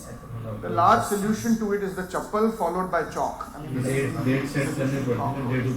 we have to move it to aerosol. So I talk less about it, but it is super important. And the only reason we talk less about it is because we still feel like mosquitoes is still the bulk of the business, and let's get it. And once we get that flywheel moving, we can talk about cockroach. The other thing on cockroach that has worked really well for us is the premiumization journey, which is also there, which is we have like this Airmatic, the other product that is showing a lot of promise. I think it's in their bags. Is there, and I think Nisa also showed it. There is this ARG, which is this anti-roach gel, which you just put in various parts. That we are realizing when we communicate is doing really well. So these are the two pillars. Drive relevance of cockroach and raise the stakes, and then drive the format efficacy of the anti-roach gel. The question is, because you have been trying to, let's say, convince the consumer to move away from the chappal for a long period of time, if I understood the comment appropriately, you are essentially saying that you will raise resources from, let's say, accelerating the mosquito part of it and then invest in category development on the non-mosquitoes eventually. No, we are actually investing in market development. I'm just not talking enough about it, so maybe that's a feedback for me, which we should talk more about cockroach. We're doing a lot on cockroach. We've always been seeing healthy growth on cockroach, so we are doing the sampling exercise, for example, this year is going on cockroach as well. But I think the strategic change is we are moving from the idea of disgust to the idea of disease. We are finding that to be so I would say it's our fault probably for not talking enough about cockroach simply because mosquitoes is occupying our mind. It is not a sequential. Some other things we may sequence it, perhaps out of home or perhaps rats, we may sequence it, but cockroach is very much a today task. Moving on to the mosquito part in HI in India, one of the reasons, let's say, let's say an illicit agarbatti segment kind of came into existence and took a fair share from organized players like you, it is presumed that it's largely to do with the product efficacy, which is actually possibly a regulation challenge in terms of what you can use and what, let's say, any given player can use. Is it a fair hypothesis what I just made? If yes, how do you address this? I think it is fair, but I would prefer not to answer it. Give us some time, we'll answer this. One comment about, let's say the HI growth in India, which you said that it is still a little bit of work in progress. But I would have assumed that given that you have this 50 price point, which is essentially to drive, let's say, to penetration-led growth, and given the electrification which has already happened, I thought your comment was a little conservative. No, it is conservative because the root cause of the problem we still have to tackle, which is the rough area of what you have said, and because of regulatory issues, etc. This will take a little bit of time. So there is a very large part of it. Because look at the big picture, right? The big picture is actives in India are growing at, I think, 4 or 5%, adjusted. So there is no problem, and that's an important thing because there's no issue on Swachh Bharat and all that. That's not the issue in this category right now. The premiumization is not happening at the rate at which it was happening prior to, let's say, 15 or 16. We are doing various steps for premiumization. Some of it, I think, will pay back. I'm quite sure, actually, that the small LV and the small FIK will work. So I do feel that FY24 will be better than our historic rates, or at least last 4-5 years trajectory. So I think there will be progress. I think this will become, my personal view is it can become a blockbuster category if we get a few more things right. And on the price point which was launched, let's say 6 months back, what's your early understanding on, let's say, product cannibalization for you? Obviously, if you are recruiting more consumers, is it the fair and lovely model of, let's say, channel being separate, or how do you basically ensure that there is no cannibalization? See, in India, cannibalization within boundaries of 15 to 20% price difference at a price per ml is not a major issue, at least in my own experience. I've had several experiences of this. It has not been one in shampoos where the differences is much larger and the bottle consumer uses bottle, a sachet consumer uses sachet. There is a clear, I'm glad she came, there are two use cases here. One is powders dry your hair, and therefore that gives you a role for creme. And the bulk of the market in terms of volume today is still powders. And two is there are cohorts of consumers, both men and women, with just a little bit of silver, who want a small sachet, so it increases the consumption outcomes. Now numbers, by the way, also, it is, we are broadly where we were on the large pack, and all the growth is coming from that. And one last question, at an overall console level, when I look at countries and categories and possibly even segments and SKUs, different slices there, do you still think that there are parts of the portfolio where probably you are, let's say, constraining growth because you're earning a little more than what you should be? No, I don't think that there is any constraint in that. And if there is any opportunity for us to do it, like we have done it, and we've taken bold moves. Let's take hair color, right? We sell 35 rupees for 20 ml. We sell 15 rupees, 12 ml. It's effectively a price drop. So wherever we felt last year, or if you take the liquid vaporizer, as she said, we sell 45 ml for 75 rupees and 25 ml for 35. So wherever we felt that we needed to do it, we have done it. It is not a constraint for us. So if we find an opportunity, because look, ultimately our priority is volume growth. These are structurally high margin categories, hair color, etc., etc. So what we've also found is, once you start getting volume growth, you don't have to look at margin and SKU level. Even if you look at a category or brand level, it sort of takes it out. So that is not a constraint for us. I mean, if we will prioritize volume growth. We cannot discount in order to get volume growth and structurally change the margins of a category. That's a cop-out. But within that, I'll give you a good example, right? On soaps, we've been the fastest to drop prices when it came. That's the last one. Most marketeers and most companies, including yourself, talks about soaps, as, let's say, a low priority category. Right? When I look at I'm not saying you're saying it's low priority category, but people say it's a highly penetrated category, perceived to be low growth, etc. That's a general comment. If you look at the last 10-15 years, a couple of the largest growth which we have seen actually, let's say, hair oil and soap, when I'm adjusting for premiumization, I'm talking about volumes. The point to you actually is that you have been gaining, let's say, 100% market share, and you are still probably in the low teens or mid-teens in terms of market share. Why don't we hear enough about soaps from you? Let's say this is like in my top 3. Because in my perception that it's a good, mid-teens sort of, let's say, compounding opportunity for you. No, I think it is. I think soaps is we spend a lot of our time thinking about soaps internally. A lot of it is focused on efficiency, on salience, on positioning the brands. But it's a stable and strong ship which has got a flywheel of its own and it's moving at a certain pace. It is not one of those things that you can massively accelerate the pace in its current form. There is a very big premiumization opportunity in soaps. I mean, all of you are aware that Indonesia has half the market is body wash. So there is a market development and premiumization opportunity for whatever reason, and we're not the market leaders here. So that we spend a lot of time thinking about it. But I would say that soaps, I spend a lot of time on soaps myself because it's a complex thing of pricing, media. The combination of pricing and media is a complex thing in soap. So it's just that it is not fair to assume unless something goes radically right in our favor, which can happen by the way. By the way, one of the things about being steady is suddenly you find somebody else folds up and then you suddenly see a few years of growth. But it's not, you can't see a 10% volume growth in soap.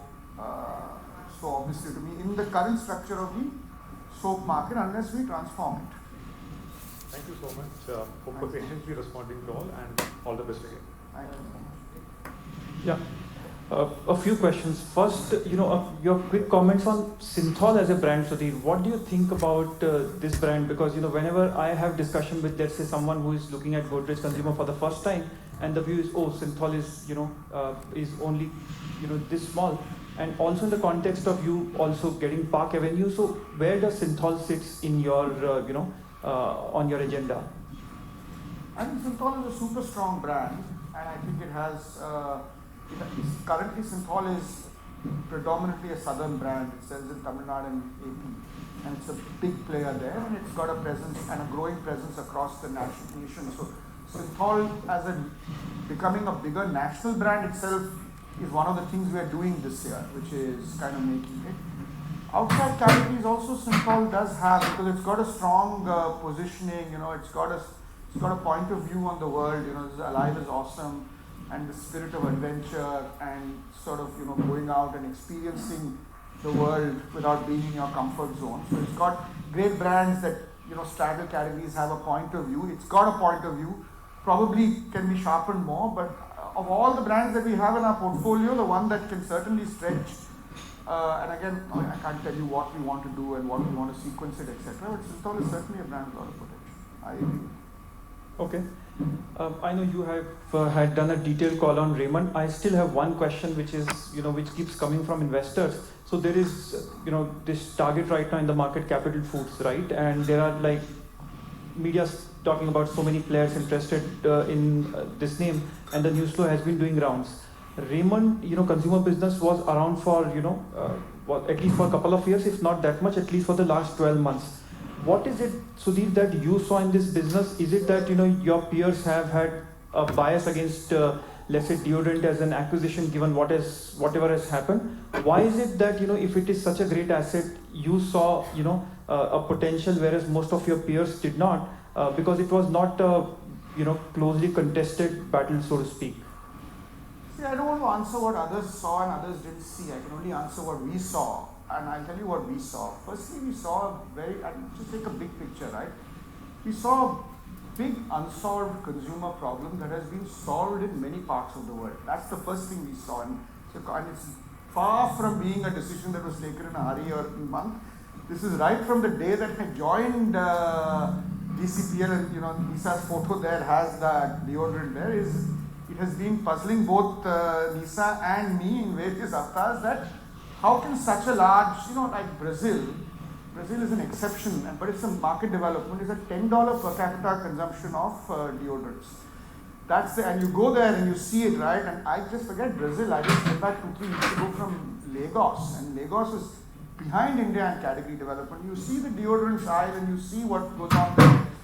So it's and you go travel in a local train, you go to an Indian bathroom, you'll see, wherever in closed spaces in India, you can really see. So to us, primarily, this is a huge unsolved problem with a solution that is known. It's not an unknown solution which takes the risk.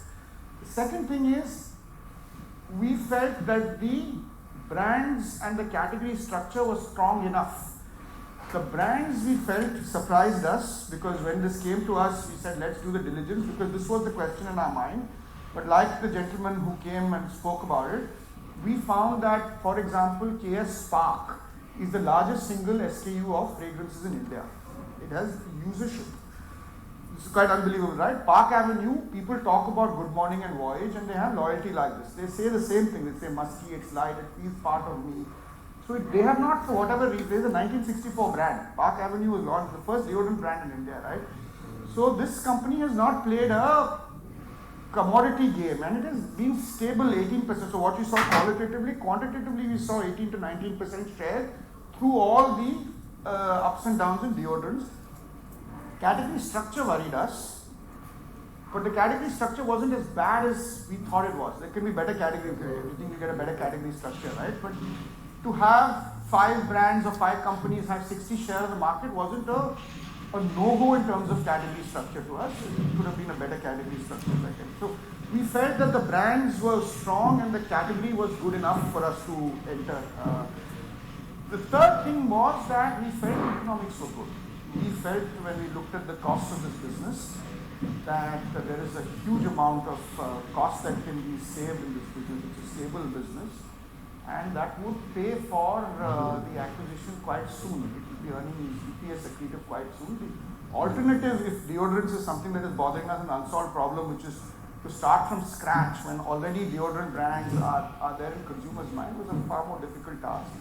So these were the 3 reasons that we saw. I don't know what others saw.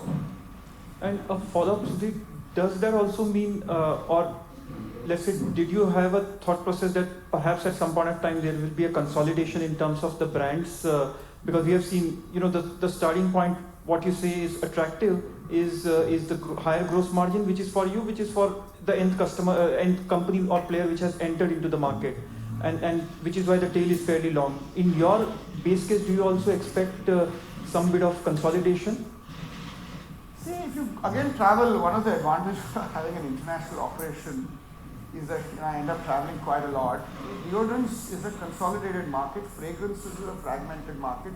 In India, we get confused between the two. A deodorant is you put it under the underarm, it protects you through the day as you go through the day. A fragrance you put on your clothes and go to a party.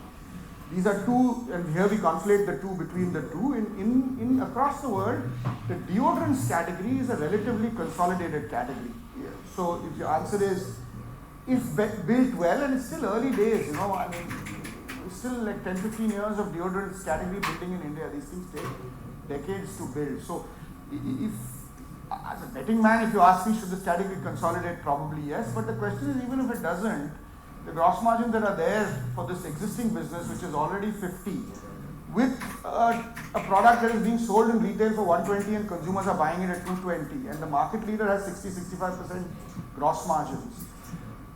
Certainly, I mean, category structure attractive it has to result in gross margin, right? If it doesn't consolidate, then you have poor gross margins, you have a problem with. The gross margins are what they are, and I think we will be able to take it up. That alone is, even if it doesn't, in other words, consolidate, for whatever reason which I expected to, I still think it will be a valuable opportunity. Got it. And last question on HI. You have taken marketing initiatives, you have done, let's say, sampling, access packs, and you're also sold on the category relevance because you're talking about 15-20 years. What is, and you still want, let's say, 12-15 months, to get to the answer. So that leaves probably with the only product efficacy. What are you thinking about that? Is there a need for a formulation, change, which is at least some investors who are speculating, or is there, is the formulation bit is the only piece which is now left for you to do because you have pretty much done everything that you could have probably? Yeah, I mean, again, to answer Manoj's question, this is one of the, you guys will appreciate that I'm generally quite transparent, but on this particular one, I feel like, yes, you're surmising right, which is everything else but formulation has been done and formulation has got regulatory barriers, but maybe we'll pass this for some more time. Got it, Sudhir. Thank you. You are not only transparent, but you are also quite honest in your approach, I must say. Thank you and all the best. Thank you. Hi Sudhir, this is Mihir from Nomura. Thank you for taking my question. Sudhir, you mentioned air care and hair care witnessed explosive growth. Can you please talk a bit about what is these categories reach versus your own current reach, percentage of reach of these categories versus your own current reach, and what is the true potential? What do you mean by reach? You mean distribution reach, yeah.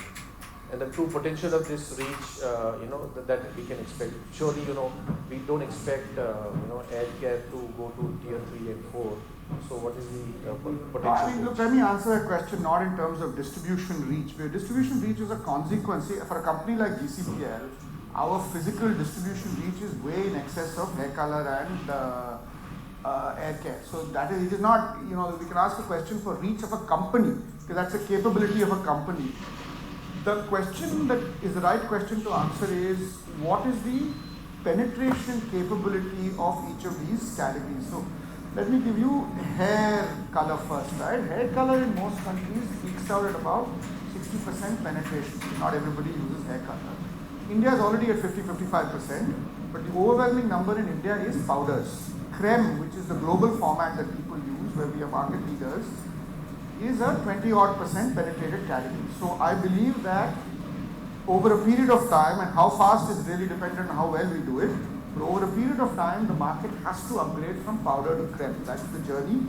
This journey will accelerate, I hope, over time, and that is the potential of the creme market. So when creme pricing is also about, I think, 2x of powder, and the penetration also will go up 2.5 odd x over a period of time. Hair care is a huge journey, because hair care, what happens is that there is both big penetration gains. So we reckon that toilets in urban may be 20% penetration. We're only guessing all this. Rural plus urban, even then toilets will be sub 10%. Every other format is like sub 5% everywhere. So air is a blank slate in terms of penetration. It is also a blank slate in terms of consumption. As consumers become richer, they move from hanging and something in their bathroom to using sprays and matting, and then the consumption levels. So what you see in air care is, like deodorants, until you get to like a $40,000-$50,000 economy, air care keeps beating GDP. So air care is a very, very long runway, both in terms of penetration and it has to do with incomes at the end of the day. So it's not a question of when we can be available in rural, we can be available in rural tomorrow. I mean, the question is, a consumer needs to have $4,000-$5,000 of income per capita herself for her to enter this category. So as that happens in India, this category. That's exactly what I was asking, the potential reach. So the second is on the out-of-home HI. Pre-COVID, we had a lot of launches around that. We're not hearing much about out-of-home HI now. So that, and I have a few more. I think that answers Manoj's question, which is that we will probably sequence that. We've got mosquitoes at home, we're on a journey, and I think we've made progress and we've got to solve it. We've got cockroaches, which is a journey which we don't talk about, we should probably talk more about it. Out-of-home HI, we have solutions that are there in the market today, but we probably sequence it with one more. And on the magic powder liquid, both on hand wash and body wash. I believe body wash, we have gone back to the drawing board. Is that correct? We need to again look into that, given body wash is premium to a sleep category, and maybe folks may not really want to upgrade to powder liquid body wash. And equally the growth in magic hand wash. Again, if you can talk about what is the true potential where we can reach with that category. I'll talk about hand wash and body wash. I think in hand wash, magic has really created really kind of disrupted this category. Close to 40% by occasions of hand wash category now become people. It's not only us, there's also others, but this is broadly this category is moving quite fast. Until I saw recently, I think some changes recently, the advertising was all in the P2L segment. So they really led the creation of this segment, and the economics of it are so strong that I don't see any reason why this category won't completely transform. Hand wash is again one of those categories where Indian bulk of Indians use soap and the need for specialist hand wash. So this is on a journey. We are the market leaders here, and I hope we drive the market development journey. On body wash, definitely we had a bit of a setback. I think the fact is that we are convinced, to answer Manpaksh's question, what the journey on soaps is. That the value creation has to happen through liquids. One salvo we fired, probably the results weren't as good as we were. I mean, there are some hypotheses again, I do not want to share the reasons for those hypotheses publicly. But we are committed to two things. We are committed to body wash, and we are committed to the idea of reconstitution. Both of these we are committed to. Maybe the body wash reconstitution mix that we had was kind of didn't fully work, but both of these we will keep. It's an unsolved problem, both of them. And anything and it is solved. Glad to know about Magic Hand Wash, because I was truly wondering why this product couldn't really take off, or as in what was really stopping it, because the Indian consumer also. That really 3 years time, 40% of the category. Exactly. So that's a fantastic thing. Lastly, I wanted to just two more things. Check on nail grooming. Many years back, we had a number of policies in nail grooming, and we've stepped back from that. Any thoughts around those? Come back of any of those nail grooming products that we have launched? Apart from the deos. No, I think the question that we asked and again is, what is the answer? Male grooming, like kitchen, becomes a definition of a category, which is a bit of a it's a kind of an Excel sheet definition of a category, right? The real question to ask is, what's the unsolved problem? So the big unsolved problem is certainly sweat and deodorizing is a big unsolved problem. We're constantly looking at categories in terms of unsolved problems, then asking the question, are we the best guys to solve it, or someone else can do a better job than us? So in that, I mean, deodorants is a really big play in male grooming. I would say it's a fundamental play. As and when we discover more and more large unsolved problems that we have the right to do it, we'll probably take you guys through it. I don't want to specifically say what we do about it. No, got it. And last question probably to Sameer. I think Percy highlighted on the point, the ad spends, the industry-wide ad spends in the entire bar has gone down, pre and post-COVID. A lot of investors keep asking us that can there be a root shock that, with gross margins coming back sharper than expected, ad spends will also come back, because we are not modeling for that kind of a sharp increase in ad spends. Of course, this is a little bit, there's a lot of hypothesis around it. But, and we've seen one of the players, of course they're not drawing first blood, but they have stepped up meaningful ad spends. They've called out that this, in the coming year, they will be stepping up meaningfully. Managers called out from 8.5% to 9% ad spend, they will be stepping up. It's a large jump versus what we are expecting. So what are your thoughts around any root shock that can come if your gross margins are coming back aggressively and you're not thinking about ad spend in the same way? I think it's integral for us in terms of our strategy, right? Our strategy development, we will need high media investment. It's a tough cost in the first half of last year. We will continue. Media investments, we'll evaluate. If there is high competitive intensity, how do we, if any, kind of tackle it? At this point in time, one, we don't envisage. Directionally still our ad spends will go up as a percentage of sales, and also we should not be looking at it as a percentage of sales. But also the absolute increase, which will kind of be quite significant will go over.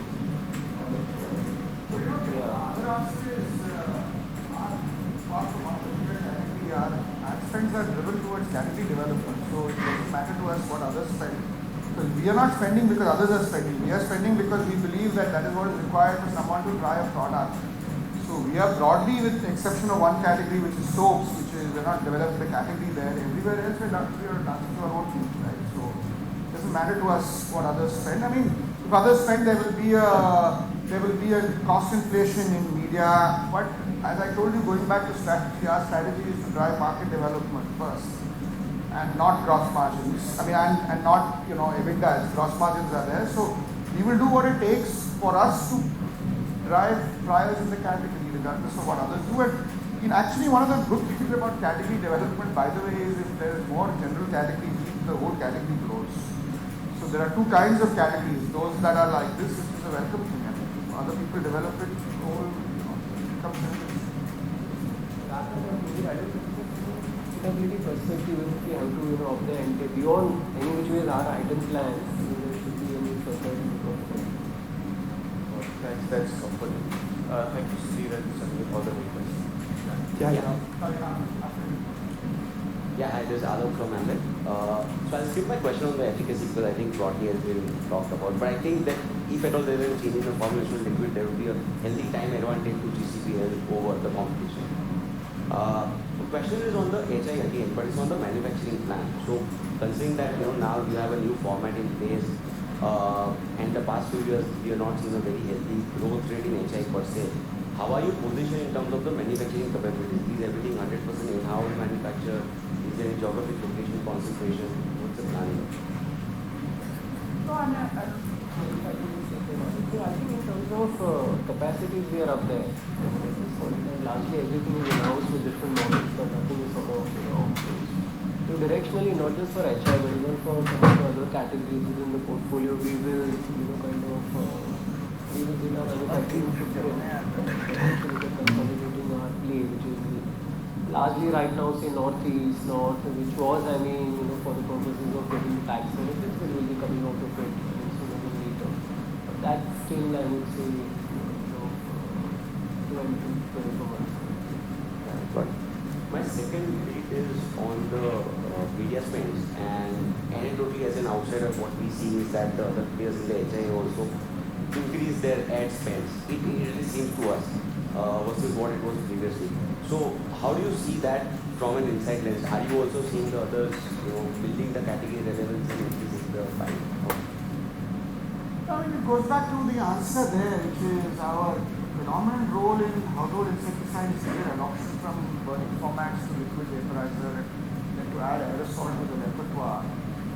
And we are really asking the question, what is required for us to do it? It is in that category, it is less relevant. The only category in which that question we ask is soaps. Every other category we ask an absolute question, not a relative question. It is not what is bothering us. As I told you, if others spend, it is not a bad thing. Last two bits. One is I saw you launch shampoo-based hair color in South, which to me was sort of a missing piece in the overall hair color strategy. There, if I'm not mistaken, you could be number 2 or number 3 player. So what's the strategy there? How do you plan to up your share over there? And I'll just, if you want, I can wrap up the last question. There used to be a brand Protect which was launched sometime in COVID, which could be a technical play back then. But any plans to revive that in home care segment, if at all?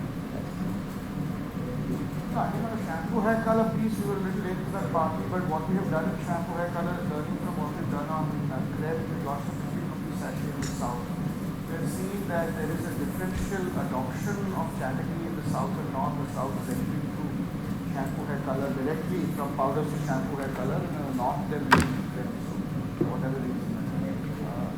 So the action that we have done in the south is to disrupt the market with the 50 rupee pack. That is our action.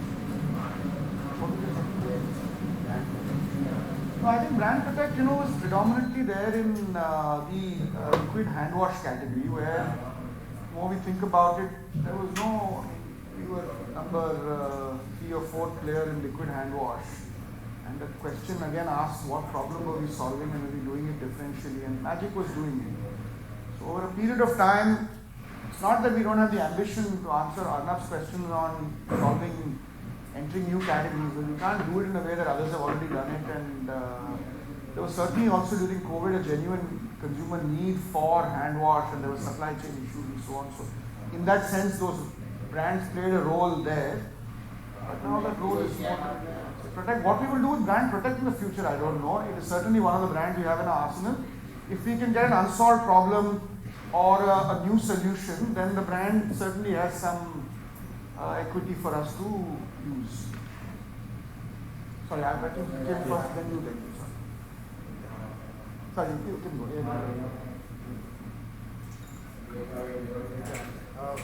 I have have three questions. The first question is starting, we had a very strong compensation structure based on EVA. And I saw 1-2 slides which Sudhir you presented on the performance culture which you are trying to bring in. I would assume that in last 6 months there are a lot of appointment and reappointment which has happened in the middle management. So the sense which I am getting, because you have front-ended saying that fixed compensation is going to be higher, that's what I picked up from the slide. In the short term, Samir, my question is that, is the employee cost will be higher or will be equal, or how do you try and ratify this? A little bit of context. I mean, we had EVA and delta EVA, right? If you look at the structure, I mean, over the last 18 months, thereabouts, there are 3 metrics there, which is volume growth, EBITDA plus working media in terms of growth, and AR plus inventory in terms of reduction. If you aggregate both, EBITDA plus working media and AR plus inventory, it's nothing but EVA. Right? What does it add to it? It adds EVA only. What we've done is really shifted from otherwise only EVA to now EVA plus, kind of growth rates. There is absolutely no change, on that front. And then other, kind of related aspects, I mean, to the comp structure has also been more of the same. So it's really the metric which has changed. The how part of it, more importantly, has changed. As we called out earlier. Yeah, I mean, it's difficult to call out. There will be a variable, kind of component in employee cost. There also will be a long-term, kind of incentive which will start, kicking in, at least in terms of provisions, right? But again, the estimates which we shared, I mean, for F24, F25, bakes all of those in. So, my sense, it depends. I mean, our employee cost is in a little bit of an open book, right? If the performance is good, employee cost goes up, and other way around. So, to that extent, the employee cost also, with this kind of performance, directionally will go up. But it's also self-funding stuff. I mean, the profitability, in a way, funds for the higher variable remuneration, and in turn gets the profitability. I think to answer that more directly is that this cost component called controllable costs. That is the right way to look at it, because sometimes employee can go down, sometimes you may insource, you may outsource. There's a lot of this controllable cost number must go down every year. I mean, like UVG, that cost synergy we must get across the totality of the line is certain. And some years like this year we got a large number, some years we may or may not get such a large number. But that journey we will, so the employee cost or the increase in fixed salary cannot come at the expense of controllable costs going up. It has to go down. So that is the only answer to that. No, I was only asking because I've seen a lot of action since the time you have come in across the levels of the management. Will the employee cost will grow higher than the revenue growth? That's the only question. I mean, look, I'll give you another thing, right, which is we have this principle of less is more. So, I mean, one of the things is we've become a substantially slimmer organization over the last 2 years. So, employee cost is one is what we do, but in India itself, which is a large, and across the world, as we go into distribution, etc., you will find the number of employees is a journey that we are definitely on a downward trend on. So employee cost is a function of both what we pay and how many we have. Okay. My second question, I use your metaphor since the morning you have said, for the international business consolidation, what was the problem and what we are trying to solve? There are 2 problems in the international business. I mean, let me again sort of clarify what Lisa said, right, which is there is Godrej International and there is our international operations. Godrej International is, are you asking me a question on Godrej International or international operations? Godrej International. Godrej International, the problem that we were trying to solve is that there were a lot of costs that were being spent in servicing these small countries, which were duplicative costs. Let me give you an example. In the Caribbean, which is a $7 million business, we were servicing Caribbean both from LATAM and from the US. So there were firstly duplicative costs that were running through. There is significant savings we saw in shared services, running a simple Godrej International operation across the place. So the primary synergy that we saw was on cost. The secondary synergy that we saw was that, and I'll give you a good example, which is there are brands that we have in India in particular, and actually in LATAM, which have potential in markets outside where their export operations were selling. For example, if you go to Dubai today, you will find a lot of Godrej air pocket in the supermarkets. So having a global unified structure, apart from reducing costs, allows us to sense demand across the world not just in the vicinity of the markets that people were operating. These are the two reasons. I think that's the bigger pie. Actually, what we've done is we had exports in each of the markets, right? We just aggregated it under one umbrella, one leadership. Alongside cost synergies, there will be synergies in terms of the overall product portfolio, the brand portfolio. So today, someone exporting from India to any of the markets was not aware of what's happening in, say, LATAM, right? In terms of brand, now it's all under one umbrella. So there will be synergies of product portfolio flowing across alongside cost. By the way, a lot of global multinationals, this has been a very high margin, fast growth driver, which is it's a low capex. It's nothing. You're just organizing a few guys and moving excess capacity across the world. So if I may ask one follow-up here. What will be the saving in terms of gross to net on this account consolidation? On a part of Godrej International, I think beyond gross to net, the bigger pie will be in terms of growth, right? I mean, as what we kind of understood really, kind of 2x to 3x in medium term, time periods. Because what is happening again, as I said earlier, is there is no visibility which Indian exporter has. I mean, in terms of overall portfolio. Now, I mean, the Indian exporter also has in a way what's happening in LATAM and to the distributor. Can the LATAM product also be shipped? That's going to be the single largest, growth synergy, and then there will be cost synergies. We have kept the guys in each of the markets, by the way. It's not we have created a legal entity. It's not a kind of structure. I mean, it's more of internal strategic business, kind of unit as what we normally call. Wherein folks have come together. There is someone holding, the structure centrally. Sales, marketing, sales, I would say, and distribution is more local. Marketing is going to be, kind of centralized. And in maybe 6 to 12 months of time, the supply chain, the back-end supply chain also will be synergized. So that's the thing. But strategically, when we move a flag operation to a distributor operation, providing it's a small flag operation, not if it's a big flag operation, we get 1,500 bps of margins straight off. Uruguay is a good example. I mean, Nepal we make 20% EBITDA, Sri Lanka we make no EBITDA. Nepal we have a distributor model, Sri Lanka we have a flag operation. So we just keep moving many of these flag operations, we will thin them down, move them to Godrej International and have less and less presence, and those are the kind of things that will reduce our overall controllable costs. My last question to you, Sudhir, on this Godrej sampling. There are two questions there. What is the conversion rate or what is the achievement the sampling guys are achieving in terms of number of calls, and in terms of conversion per se, in terms of repeat, if you could have some number, if you can quantify that share. I don't think I can share those numbers. I know those numbers, but probably not in the domain. But one of the exercises that we do, like in any capex investment, is to see the payback of these projects. Payback of these projects should ideally be a year or less, is when we do a sampling project. So we discount these and there's a fixed cost, and then there's a proportion of people who will repeat, and then what is the margin, and then we know what the repeaters are. So when we calculate these, for example, I'll give you a good sort of point is on Goodnight LV made a lot of sense, but when we did the sampling on Magic hand wash, we realized we had to pull back, because at 15 rupees, with the economics didn't work out. So the economics only works out for certain kinds of categories. And therefore, it's not that trial is not important in Magic. It just means that an expensive home-to-home is not the right way of sampling Magic. So that's the way we look at it. Thank you and all the best. Thank you. Sorry. Yeah, this is Harith from Investec. I just had three questions. First was on hair colors. You spoke about in the last 12 months, the growth has been driven by your strategy of the 15 rupee sachet, etc. I just wanted to get your sense of, over the last decade and a half, you've always had limited presence even in the premium space, right, in the salon market, etc. And that's one space as well, which is large in hair colors. Just wanted to get your sense of whether this is maybe stage 2, stage 3 of how you're thinking of hair colors, where the focus right now will be on driving penetration and then maybe look at premium at some point of time, or that's not really in your purview.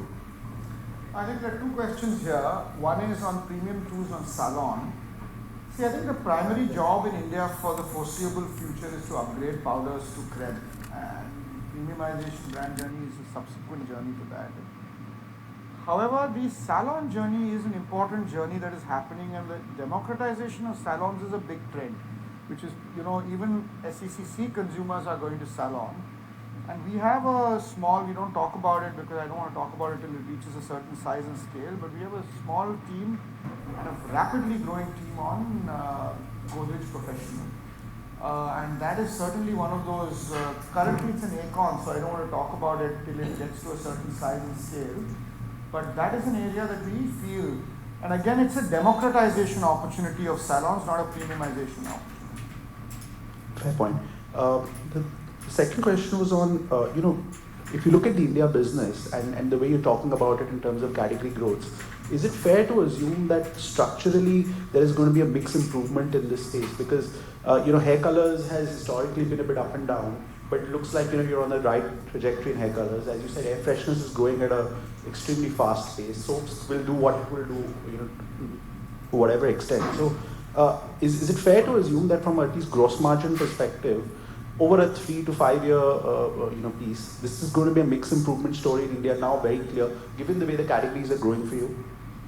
I mean, look, I think there will, broadly speaking, yes. I think within that, the caveat is that within the fast-growing categories, we are democratizing and getting SKUs at smaller prices, which have lower gross margin. But the broader point is, given the shape of our portfolio and the weight of soaps in the portfolio and our expectations, at least on volume growth, once we start planting these, and even with deos and condoms coming in, these are structurally high margin categories. Deos is already high margin, there's no reason why premium condoms won't be. So definitely gross margin through premiumization, like cost reduction in controllable costs can keep going down. Gross margin, providing it comes from mix, can keep going up. I mean, there's no such thing as a right gross margin, providing it's coming from mix, and I think our portfolio is well placed for it. So your answer is broadly yes. And one question for Sameer, we have spoken about subsidy simplification also in the past, and breaking down subsidies, and it'll have a tax benefit, etc. So where are we on that journey, and if any color you can give on what's happening there and what could be the implied benefit? We're already, working on the project since last 6 months. My sense is in next 12 to 18 months, the number of subsidiaries which we have close to say around 60 plus should come down to anywhere between 25 to 30. That will drive simplification in its own way. I think the bigger size of the price over there is cash coming in from one of our international markets in the most tax efficient way. That number is really big, especially for a market like Indonesia. But that's something which will take its time. It cannot happen overnight in terms of closure and mergers of those subsidiaries. But very much on track. 12 to 18 months we should be able to done with. Thanks. Yeah. Kunal from BNP. Kunal from BNP. Sudhir, you mentioned that at $2,000 per capita GDP, FMCG should grow at 1.3, 1.4 times compared to GDP growth rate. You've not seen this happening in India for the last decade. What do you see changing over the next few years? I don't want to know. Anyway, I mean, both numbers are variable. What is FMCG growth and all is variable. But the broader point is that this is dependent on what companies do. It is not, this number is not cast in stone. It is dependent on what we as companies promoting, because there is a share of wallet. There are many things that go for the share of wallet. So I would broadly say over a long period of time, you may say 5 years, 6 years, what has happened, but over a broad period of time, this has been a truth in India since I'm saying 1990 actually, it's been true. But it is dependent on like that chart we showed you, the recent chart. It is not just something that will come naturally. It is a combination of what will come naturally and what we do as companies. So the question I would ask is, our responsibility is, have we done enough of market development? But for you also, FY24 again, it will not happen. Assuming, like say, you have high single-digit growth rate. I think FY25 again, you are hinting that there will be benefit of pricing as well as volumes, and you can again get back to double-digit growth rate. So, even with all the initiatives, why are we seeing this? Look, I don't know the GDP for 24. I don't know.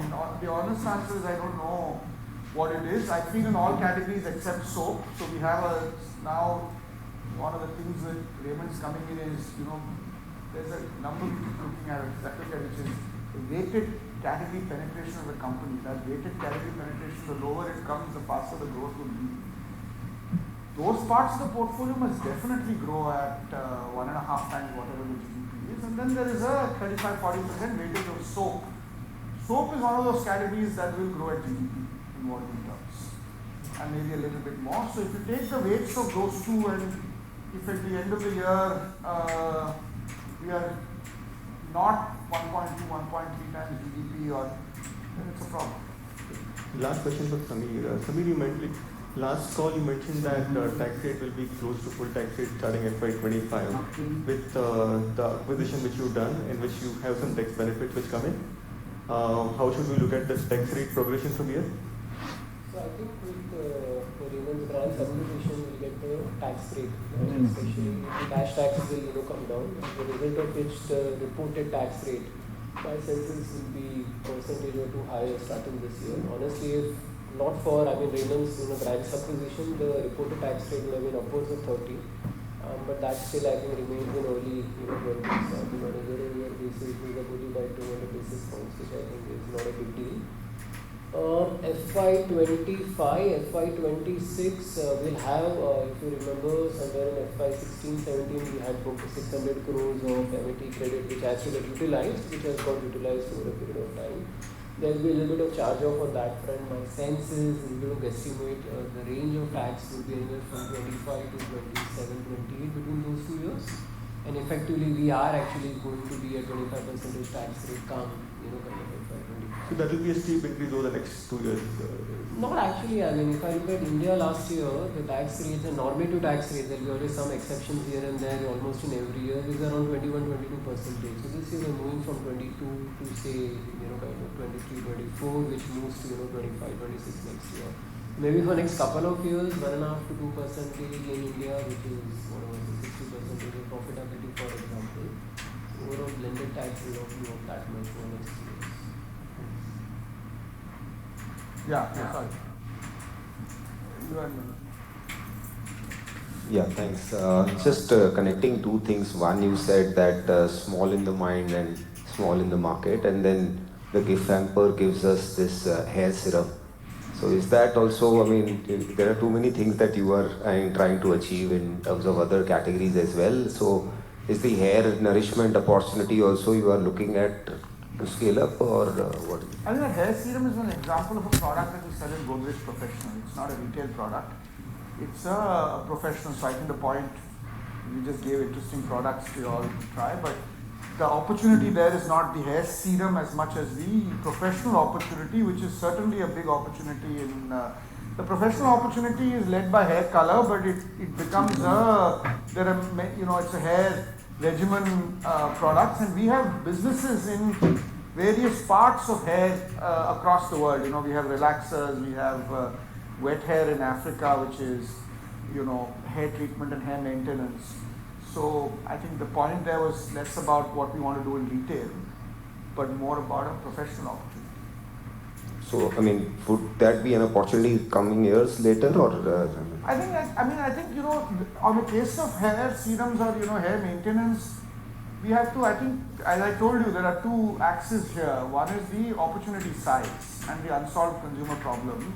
Two is our own capability. I think we have the capability as a company globally. We have to assess the size. Today we see the opportunity in salons in some of these. As we see and we look at that, we are also comparing sizes versus various other opportunities. So I guess with time we figure out whether the opportunity is large enough for us to do something in retail.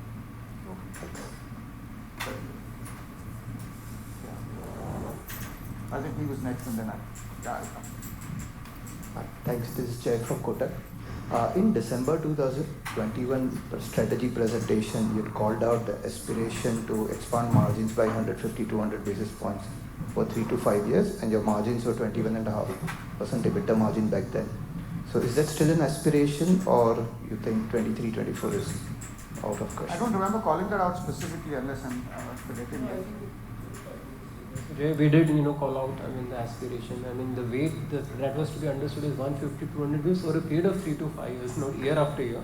Just for example, we are more than, on that journey. There's a little bit of commodity tailwind also, to be honest. It's not like, everything, on that front is driven by only and only our internal initiatives. But we do believe we are very much on that journey. We have a big job to be done in Africa still. I think our Indonesia and India margins are good. But a lot of that will come, I hope, when we right structure the Africa business. It still stays. Thank you so much. Just one big question. On the cash conversion cycle, we have done a lot of good job. I think we have come a long way. What are the incremental benefits that we can get from the cash conversion cycle? And if you can elaborate it by different geographies. And then if you can just also spend a bit around, you expect payable days to come down, and can that create a tailwind for our margins as payable days come down, we pay our payables faster? So your latter point first, yes, definitely that's the thinking, right? You reduce down your payable days, and then kind of get a boost into the overall, gross margins. There is still a lot of headroom in terms of reducing down further the AR as well as inventory, more inventory and less AR, because AR is quite tight. Almost in most of the markets in which we play. To give you data, and this is just one data, in Africa market last year, we reduced down our inventory by 200 crores. That was like some 30-35% plus, which we still believe is relatively on the higher side. And even this year, we will see another meaningful reduction in the inventory over there. Right? So some of the principles which we have just called out publicly, like SKU rationalization and revisit your manufacturing footprint and simplify and so on and so forth, is going to result in that continuation, I think, for this year as well as next year. And the other thing is, it's also part of our KPI. So it's equally important, not just from a KPI, but generally that that reduction happens. So yeah, I do think so. This year there should be opportunity, and that's where I think the cash from operations growth should be higher than the EBITDA growth, but largely coming in from inventory at this point in time. Especially in which geography? Africa? I think Africa followed by Indonesia and also India, always there will be opportunities, right? In terms of bringing inventory levels down.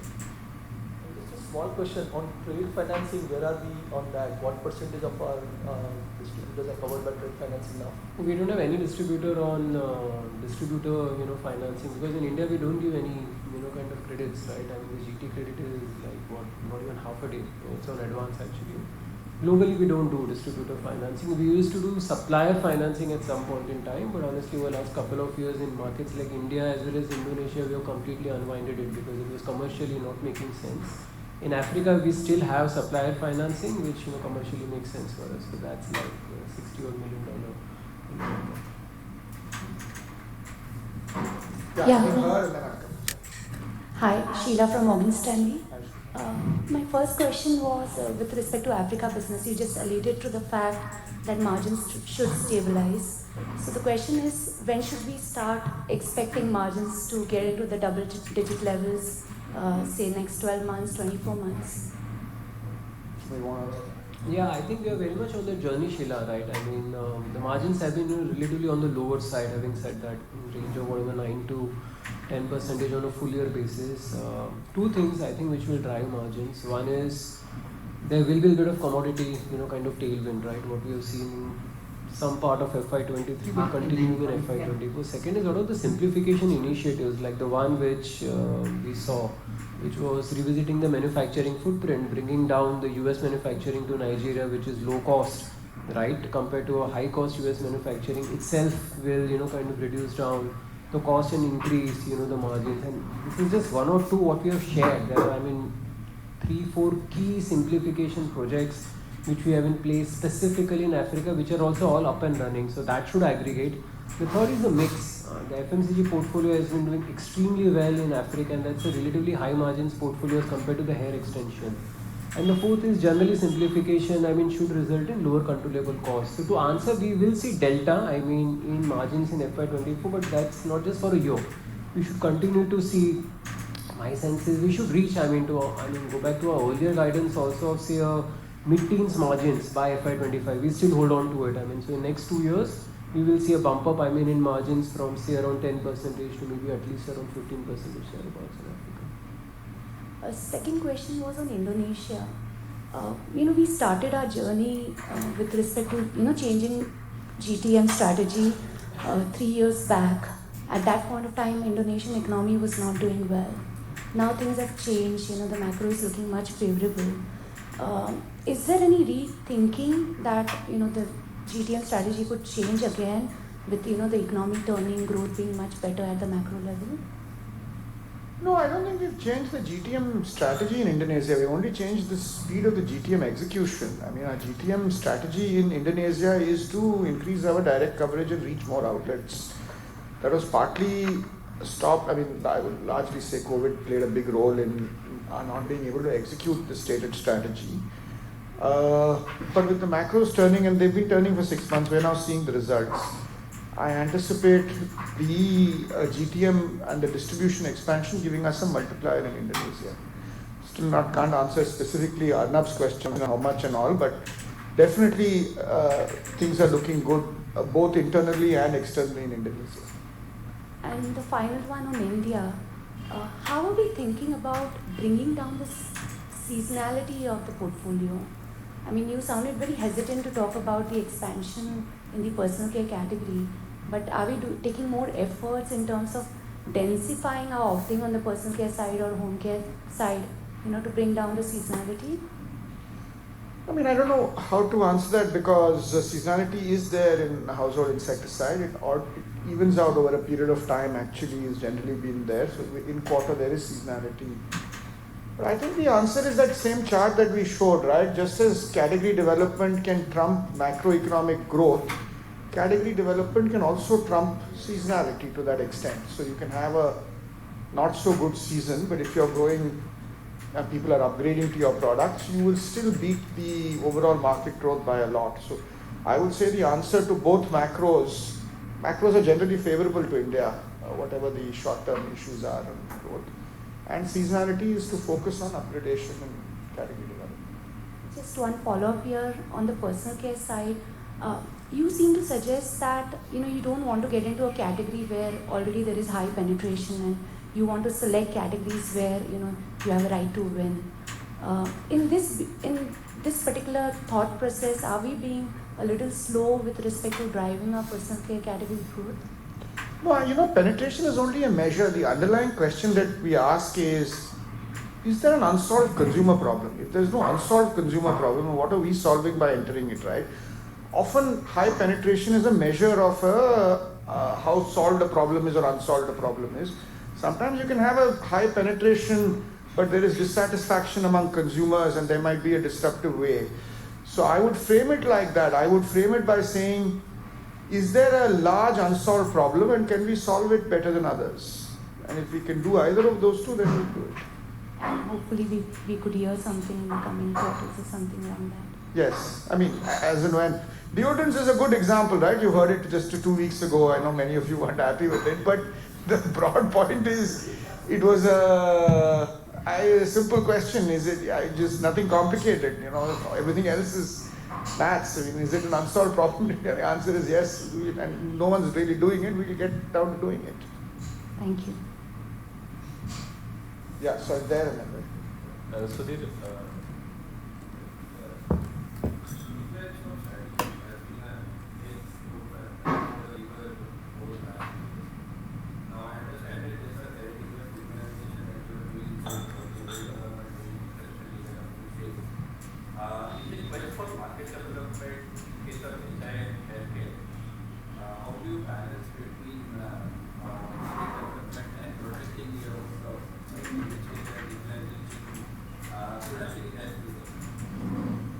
See, I think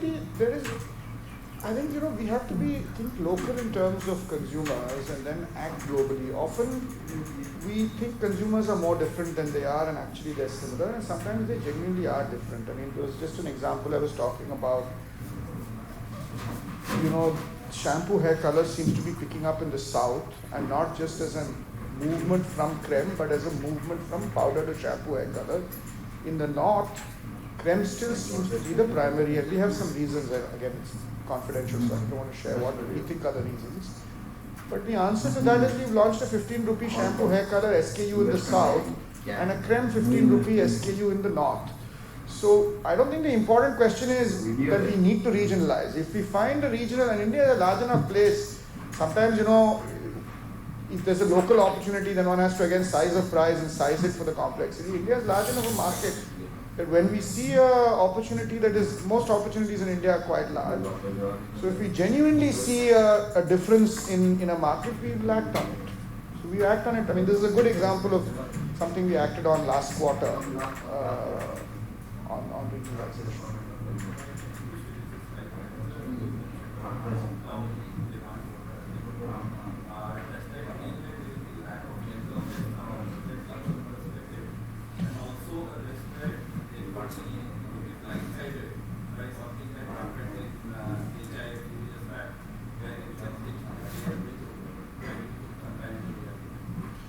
See, top-down demand forecasting, the process in top-down demand forecasting, and that is only an aspiration when we get there. First and foremost, for top-down demand forecasting, you have to smoothen the supply chain. If you do not smoothen patterns of sale, no system can predict it. So the first step that we have done, reduction of inventory, reduction of BTL, smoothens things down. Then what we are realizing is that on aggregate, it is better for models if providing sales is reflective of demand. Centralized, powerful models are able to pick up demand changes faster than people putting judgment into it. Once you have top-down demand forecasting, it goes down for a consensus plan right down to the last level. So then there will be conversations at various levels in a top-down model saying, oh, this is what I've received as a forecast. No, I disagree, it gets escalated, etc. So top-down forecasting doesn't mean top-down targets. It just means that the first level of numbers comes all the way down based on, and I told you, right, it's basically, if you don't have a smooth demand curve, you can't do top-down forecasting. You'll go totally wrong, and we've also seen that. So I've actually found that top-down demand forecasting actually gets more accurate things because people are then arguing, seeing the pros, cons, they're coming back when something is wildly wrong. They come back and say, hey, your model is not, and our model is a pretty sophisticated model, I hope, which can pick up, because there are short-term demand signals, medium-term demand signals, long-term demand signals that come from sales, that come from Nielsen, that come from panel. So models are able to build these faster. I mean, AI is I don't want to use that word, but it is certainly using algorithms. I mean, what is AI but an algorithm, right? It's a self-learning algorithm. So you constantly have a self-learning algorithm which improves your forecasting ability. It generally tends to trump bottom-up forecasting, and it keeps everyone involved because now everyone's targets are coming from the top and everyone's like super conscious about it. So something goes totally awry, you immediately get to know that, boss, this is what it said, but actually there's a problem here and sales are really bad. So, but look, we're some time away from that, because that's ideal. That's what we want to move to with. Sorry, somebody. Yeah. Latika and then. So Sudhir, you've been with the company now for last 1.5 years. The question is around capability building and talent management. We've seen a lot of changes on senior and mid-level management. Are you, largely now the organization structure in line with what you thought about it, when you joined the company? Where are you in that journey? Are there any gaps, you still see which you would like to address? I don't know how to answer that again, which is, I don't think, by the way, there was there was some structuring change, especially on categories, which was a structural change, which was, everything was run locally, and we're now running some things globally and some things locally. So if you're saying in terms of structure, that is a definitive model. I mean, I think we're kind of close to structurally. I think on people, we've got to keep raising the bar. And one of the things that makes us really happy is a lot of our top talent, there was the great resignation period where a lot of people, and it also coincided with my coming into the company and a lot of changes. But some of the top talent that has left GCPL has come back, and we have taken them back. So almost, at least from my level at senior levels, the ones we really regretted in that period, I think out of 5, 3 of them we've got back. We'll get the other 2 back as well. But so I think, performance has to be continuous bar. I mean, you've got to treat us like a cricket team or something. You've got to keep getting better. So I don't know. I mean, it's a hard question to ask a team, is it a stable team or not, right? You've got to keep performing. You've got to get better. Ultimately, we got to be objective oriented and say that. But one thing is there. A company like ours in a market like ours deserves the best. I mean, I feel like we're lucky in FMCG in India to still being able to attract the best. It's growing markets. We're in a pretty unique position in HPC in many countries. So we have to be unrelenting on quality of talent. That I mean, that's not compromisable. Because I have seen that if the quality of talent is top notch, then systems take care of themselves over a period of time. Yeah, well noted. And just one clarification, your high single-digit volume growth target for FY24, does that stack up across geographies equally, or you are anticipating double digits somewhere? As I said, we need to keep something for the quarter, right? So, no, I think India will see a better volume growth as compared to some of the other markets. I don't know whether it's double digit, high single digits, or early double digits. But that's the math. Again, in India, we have taken a base case for household insecticides. So it's not like we have taken a superlative, kind of HI growth. We have just said, let this be like, base case HI growth, and let's see what the non-HI performance is. But yeah, I mean, India is going to kind of lead the volume growth. In this high single digit volume growth. Thank you. Thanks. Hi. One last question now. Yeah. Hi. Tejas from Avendus Park. So Sudhir, you spoke about category development and 5 tools of category development. In all the 4 tools you spoke about in the example, but on distribution improvement, it was largely Africa and overseas. So does it mean that India is almost optimum in terms of what we want to achieve in terms of distribution expansion and improvement both? I mean, broadly speaking, yes, with some exceptions like the northeast of India and some parts of eastern India where direct distribution. I think in GCPL, our direct distribution in India is, our physical reach is greater than our mental reach. In Africa, and Indonesia, our mental reach is equal to or greater than our physical reach.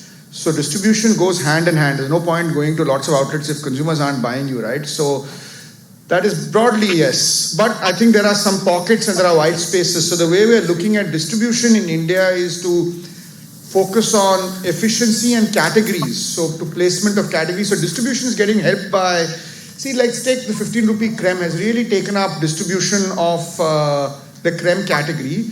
It hasn't taken up distribution of GCPL because GCPL distribution is defined by our soaps distribution, which is very large. So the East, I would still say, partly because our market shares in soaps are relatively low, I would still say has scope for direct distribution increase. But the overall narrative in India is a demand pull and distribution second, unlike international markets where it's the other way around. And just staying with distribution, I was just scanning through some last 5-7 acquisitions which would have happened in the country in FMCG sector. One resident point of all acquisition argument of FMCG is distribution synergy. And it always looks very mathematically valid that 1 + 1 should equal to 2, if not 11. But when we follow up in 3-4 years, that numbers actually don't add up. And you have an academic lens of looking at sector also. Yeah. So just wanted to know where does it actually falters in terms of execution and why that 1 + 1 is elusive for the sector and acquisition execution side. I mean, look, you're making an important point in India, which I tend to agree with, by the way, which is India has an efficient wholesale channel.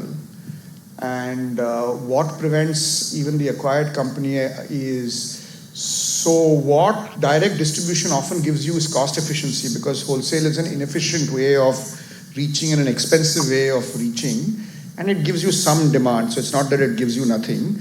But I would agree with you that the bigger levers of growth are product, advertising, etc., etc.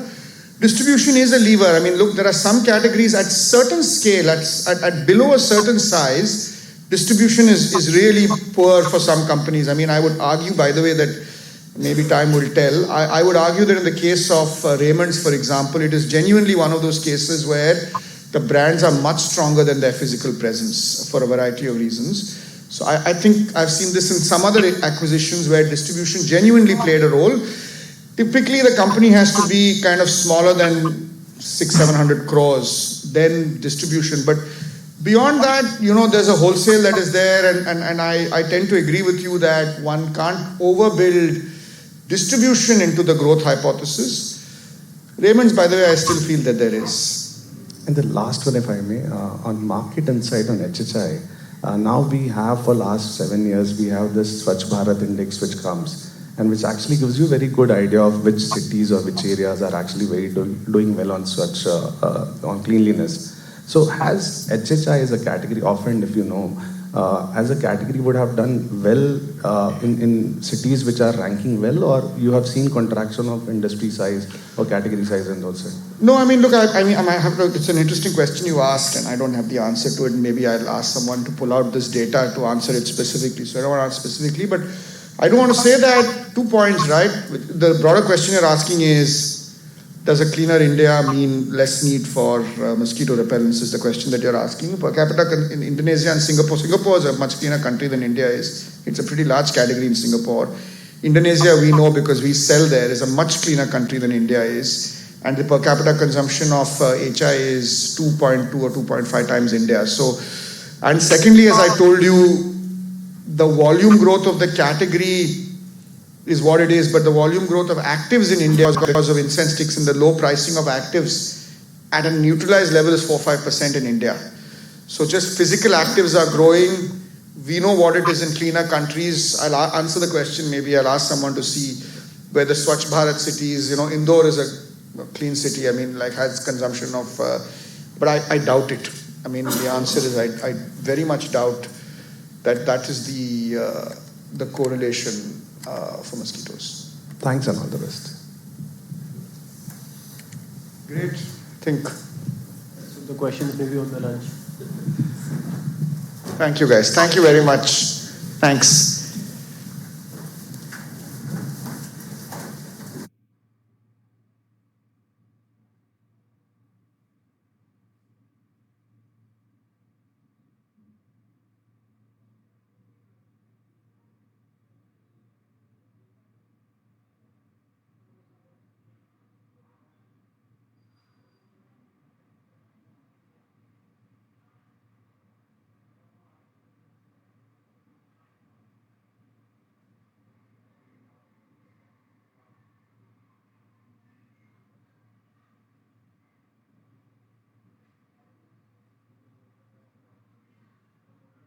Thank you.